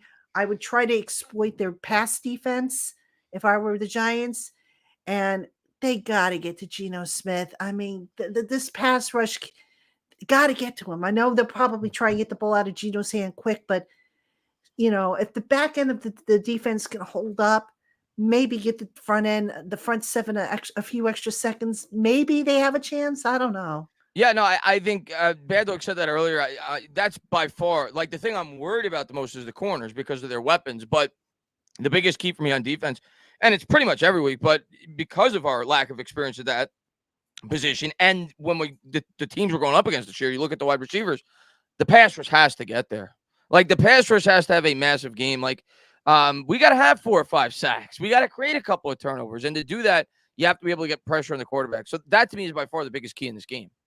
I think we'll be able to put up some points. I don't know how many, but I think we'll be able to put up some points. Got to be more than the 14.4 that they're averaging now. I mean, that's worse than last year. Yeah, I think we'll be in the 20s, I think. But for me, by far the biggest key in this game is the pass rush. It's not even close. Pass rush obviously is paramount, and protecting Daniel Jones is paramount. But I'm gonna mention something I mentioned earlier. Giants can't beat themselves in this game. They can't beat themselves. Bingo. Just do what you did last year. You have to do the little things, which means substitute properly. Don't let the game clock run down to zeros and waste timeouts. Get your guys where they need to be before the snap. Okay, figure that stuff out because that to me is the most frustrating thing. I watch last year, Daniel Jones was getting up to the line of scrimmage with 18 seconds. And that way he would have a chance to look over the defense, scan the defense, make it audible, change something at the line of scrimmage, and still get the ball for time. When a quarterback gets up to the line of scrimmage with 5 seconds to go because substitutions are late and he can't scan the defense and they have to snap the ball or take a damn timeout. If you're snapping the ball and you can't figure anything out, you don't get a pre-snap read, well, you're probably not going to succeed. So the Giants have to do those things. The penalties, can't have false starts on 3rd and 1. Can't have illegal contact on 3rd and 16. You can't do that stuff. Just play basic fundamental football and just do the little things properly, along with you have to get the Geno Smith. There's no question. And maybe force a turnover. That'd be nice. We can win this game. I'm picking us to win this game. But they have to do those. I definitely think we could win this game. And the other thing I'll say, and I kind of hinted at it earlier, I think a major key in this game, everybody's obviously going to say the quarterback and the offensive line. That goes without saying. The play calling offensively in this game is massive. You have to be able to mask what is a bad offensive line in this game to be able to create opportunities in the passing game and the running game. So I think Kafka and Dable, this is a game where they really have to show their creativity in terms of being play callers. It can't be that quicksand offense that we saw last week. And I don't think it will be because we're not going up against the same defense, but you have to be able to, get the ball out quick, get Daniel Jones rolling out of the pocket, create opportunities to get stretch plays down the field. Like we saw in the Arizona game where I think they had 4 or 5 20-plus yard plays. You need to be able to create big play opportunities in this game. And I think a lot of that is going to fall on Dable and Kafka in this game. So I think that's a major key too. Yeah. I mean, the Giants right now, just not good enough to overcome the mistakes that they made. Right. Which is because we don't have the talent of those other teams. We can't do that stuff. No. All right, guys, let's do final predictions. We started to talk about it, but we'll do final predictions. Dog, let's start with you. Yeah, I put it on Twitter today. I do think the Giants win. It's a must win. They're home. They've had a long time to rest. Seattle's good. They're not San Francisco good. They're not Dallas good. I think we win this game 26-23. The Giants don't ever do anything easy, but I think it's 23-23, and Graham Gano is going to kick a game winner at the buzzer, and we're going to pull this one off by a field goal, and then we'll head down to Miami, a 500 football team. That's what I think is going to happen. Yeah, I'm going to stick with my positivity. I saw some glimpses of hope out of the defense last week. I saw some turnover opportunities. Still not created turnovers, but turnover opportunities, which is somewhat impressive going up against that 49ers offense. I think we'll create a turnover or two in this game. We're due for it. Even though the one thing we didn't talk about, Seattle, they're number 1 in the league right now in turnovers given up. I think they've only turned over once all year. So they have not beaten themselves the 3 games that they've played. So that's not good. But I do think that the defense will play better in this game. I think we'll get some more pressure this game than we've gotten in any of the games before that. I do think the added time to prepare for this game is a factor, and the fact they're traveling across the country. We're not playing in that tough stadium where we played them last year. Obviously, I could see us losing this game. Seattle's a good football team. But I do think I think it's a game that's 3 or 4 points either way.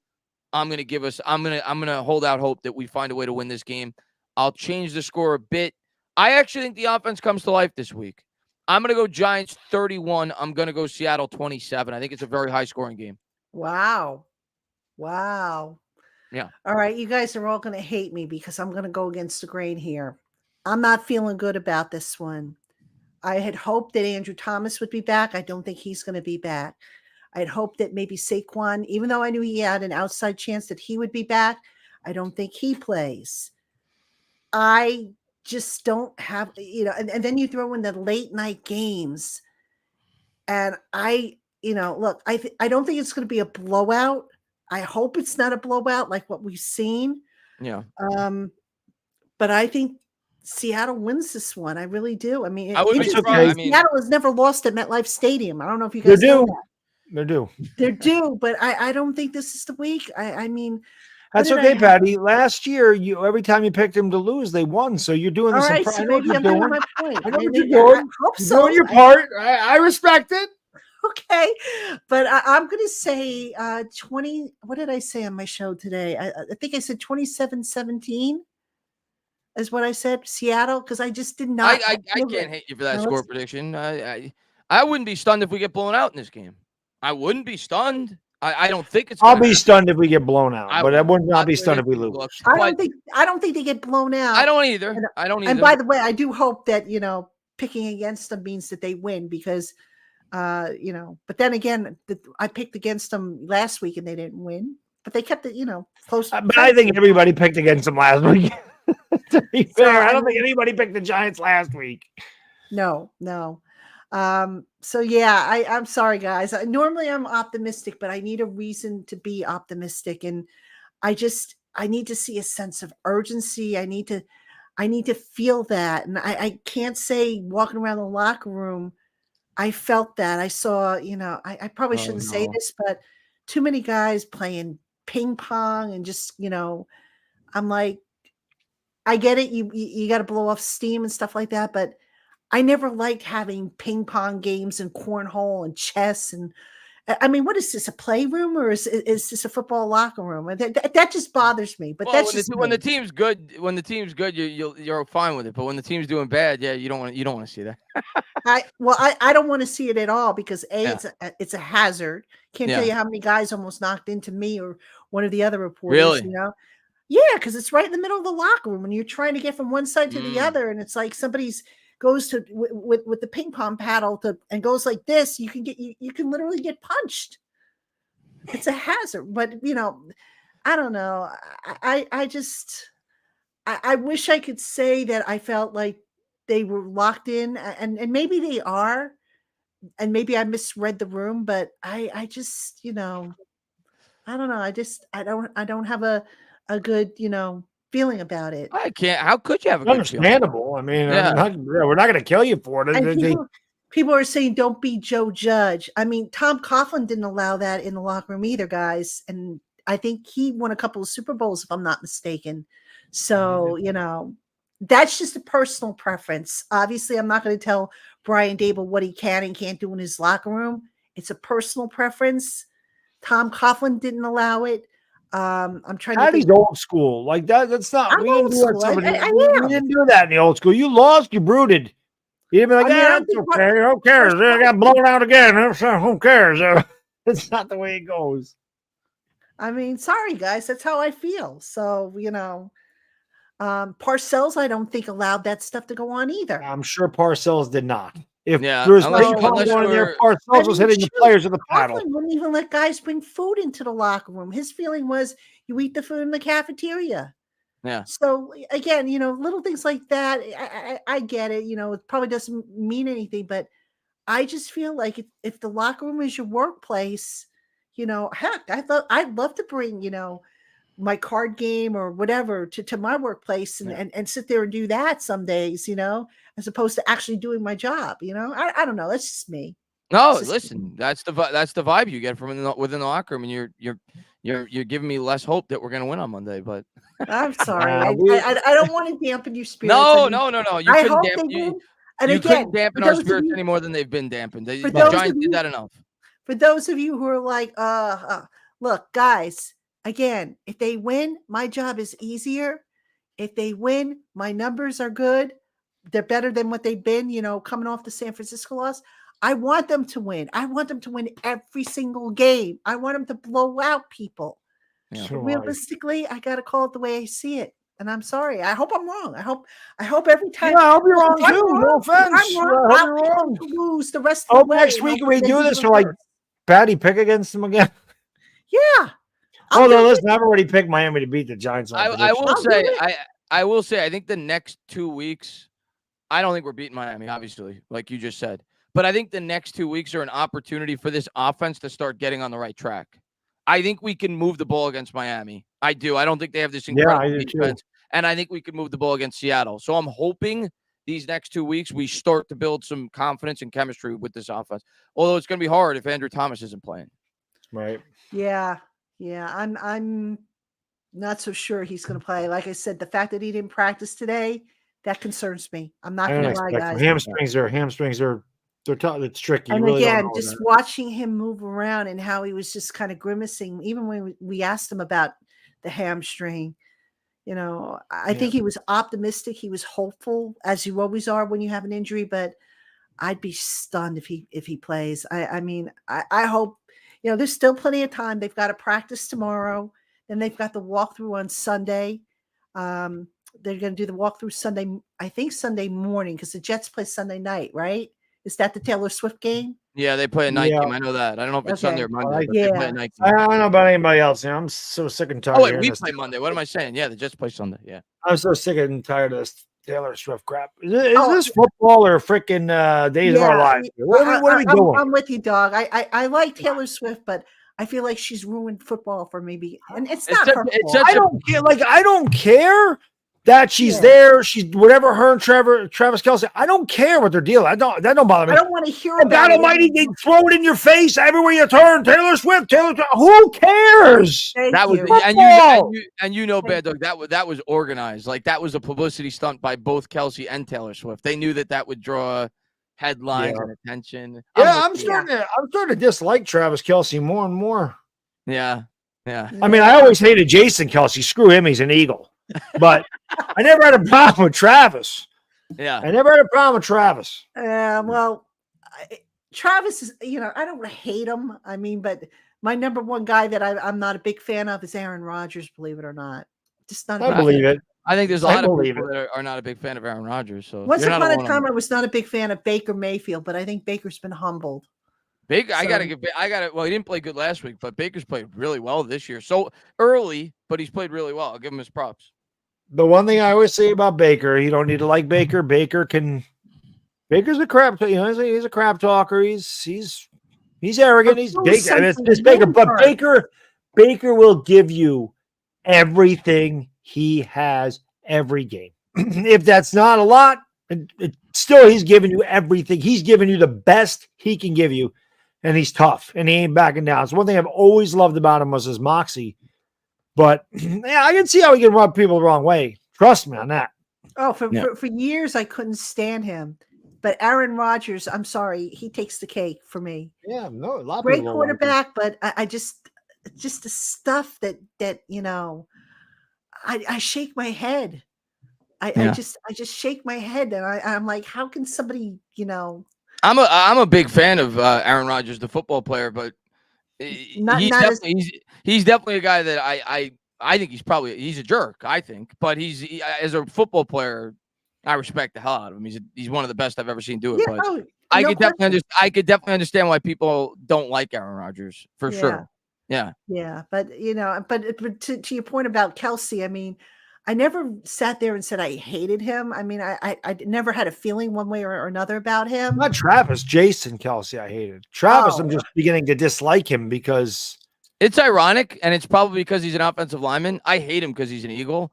But somebody actually asked me last year who my favorite Eagle is. It's probably Jason Kelce. Really? I hate him because he's an Eagle, but I kind of like Jason Kelce a little bit. It's probably because he's a 300-pound man. But I don't like any of the Eagles. I don't like any Eagles, but if I had to pick one of the 53 I hated the least, it would be Jason Kelce. Who do I hate the least on Philadelphia? It's probably, it's funny, probably Jalen Hurts. Probably hate him the least. I'll tell you a funny story before we wrap up. So I've been getting treatment for a pinched nerve that I have in my neck. And the other day there was a guy who was an Eagles fan. I mean, he came in with the Eagles jacket on, the Eagles cap. He had an Eagles face mask on. And I was, when I'm getting my treatment, my therapist is a big football fan, Giants, Jets, and we were talking football. And so the Eagle fan comes waddling over and starts bellowing, "Oh, we own your butts," yeah. And he's just going on and on. And I'm like, I can't wait for that team to be humble. I pray to God every year that the Giants finally get them and shut their mouths. Yeah. I don't know that it happens this year, but I am so tired of the Eagles owning the Giants. I just really am. And Dallas. And I'm Dallas. Sick of it. Sick of it. Yeah. Well, of it. Got to get them back next time. Hopefully they'll be different teams. So we'll see if they can get them back. But But The other thing I should tell young Giants fans, no lie, late 90s, early 2000s, we beat the Eagles 9 times in a row. We used to kick the hell out of the Eagles. In 2000, we beat them 3 times because we beat them in the postseason too. Yeah, wasn't that the Rich Kotite era? Rich Kotite, and then I think Andy Reid was there at the end of the 90s. Yeah. He was there. Yep. I think he was there in 2000 when Jason Seward made that ridiculous interception, and we beat them. But yeah, we used to beat up on the Eagles pretty good. And when I was growing up in the late 80s, we used to kick the hell out of the Cowboys. And believe it or not, we used to do a number on those teams, and well, not recently. Yeah, not recently is right. Yeah, well, maybe the tide changes. Wouldn't it be a kick in the butt if the tide changes against the Eagles and now they start losing to the Commanders? No, they lost to I don't lose any of them, but yeah. Hey, I don't want to trade one for although I'd much rather beat Philadelphia than Washington because I've seen us. I mean, if you could sell your soul for a donut, or in this case, domination over one of the NFC East teams, who would you do? Oh, it's Philly without question. Eagles, not even close. Eagles. Not even close. Yeah, even when we were good, like since I've been watching the team, even when we were good, we didn't really have that much success against the Eagles. Like it was the Cowboys, we had some success. Eagles, we haven't had consistent success against since I've been watching the team. So must be a curse on the Giants when they play the Eagles. I don't know. Yeah, but, like I miss Lawrence Taylor killing Philadelphia. Yeah. The 2 quarterbacks he sacked the most. Cunningham was number 1. Jaworski was number 2. So that tells you how much he killed. Well, you remember the battles between Strahan and Runyon? Yeah, and Strahan owned Runyon too. Runyon's the reason Strahan's in the Hall of Fame, he said. Yeah. Those are the good old days. It happened, young Giants fans. I'm telling you, it'll happen again. It'll happen again. I feel bad for the young Giants fans. I've never seen them good. It still blows my mind when people tell me that they've never seen Lawrence Taylor play. I'm like, not even through video? I've seen it through video. I didn't see it live. I've seen it through video. Oh man, to see him live. Oof. Yeah. Well, you'd have to be in our age bracket there. Yeah, you gotta be up there. You gotta be in your middle 40s, 50s. My first great Giant was Strahan and Tiki. Those were my first great Giants. Okay. Yeah. All right. I mean, look, eventually it all cycles out, and who knows? Maybe there'll be another great Giant, to come along. That'll be a career-long Giant, like an Eli, for example. Hopefully it's Daniel Jones. Hopefully that's we hope. But maybe it's him. Maybe somebody who we're not even thinking of might. Andrew Thomas. Thomas. Although Andrew, I wish Andrew could stay healthy though. Yeah. Really wish he could. But anyhow, guys, great show as always. I want to thank you all for popping in with us on this Friday night edition of Locked On Giants Live. I will have a show on Monday before the game, obviously, and then Tuesday we'll do the wrap up with David Turner. I know you guys are going to have a stream tomorrow, is it? Yeah. Hopefully, if not, I'll talk to Bad Dog tomorrow. We'll see. I may have because I'm helping my sister move. I don't know what time I'm going to be back, but if not, maybe we'll do it Sunday night. We'll figure something out. That's fine. We got a couple of days. Yeah. All right. So hopefully, the Giants will keep this competitive and nobody will get sick after this game. And we'll do this again hopefully next week. So thank you all. With happiness when we win. That's what's going to happen. That would be fun, I'll tell you. Yeah. But all right, thanks everybody for coming. We will see you next week. That's cool, baby.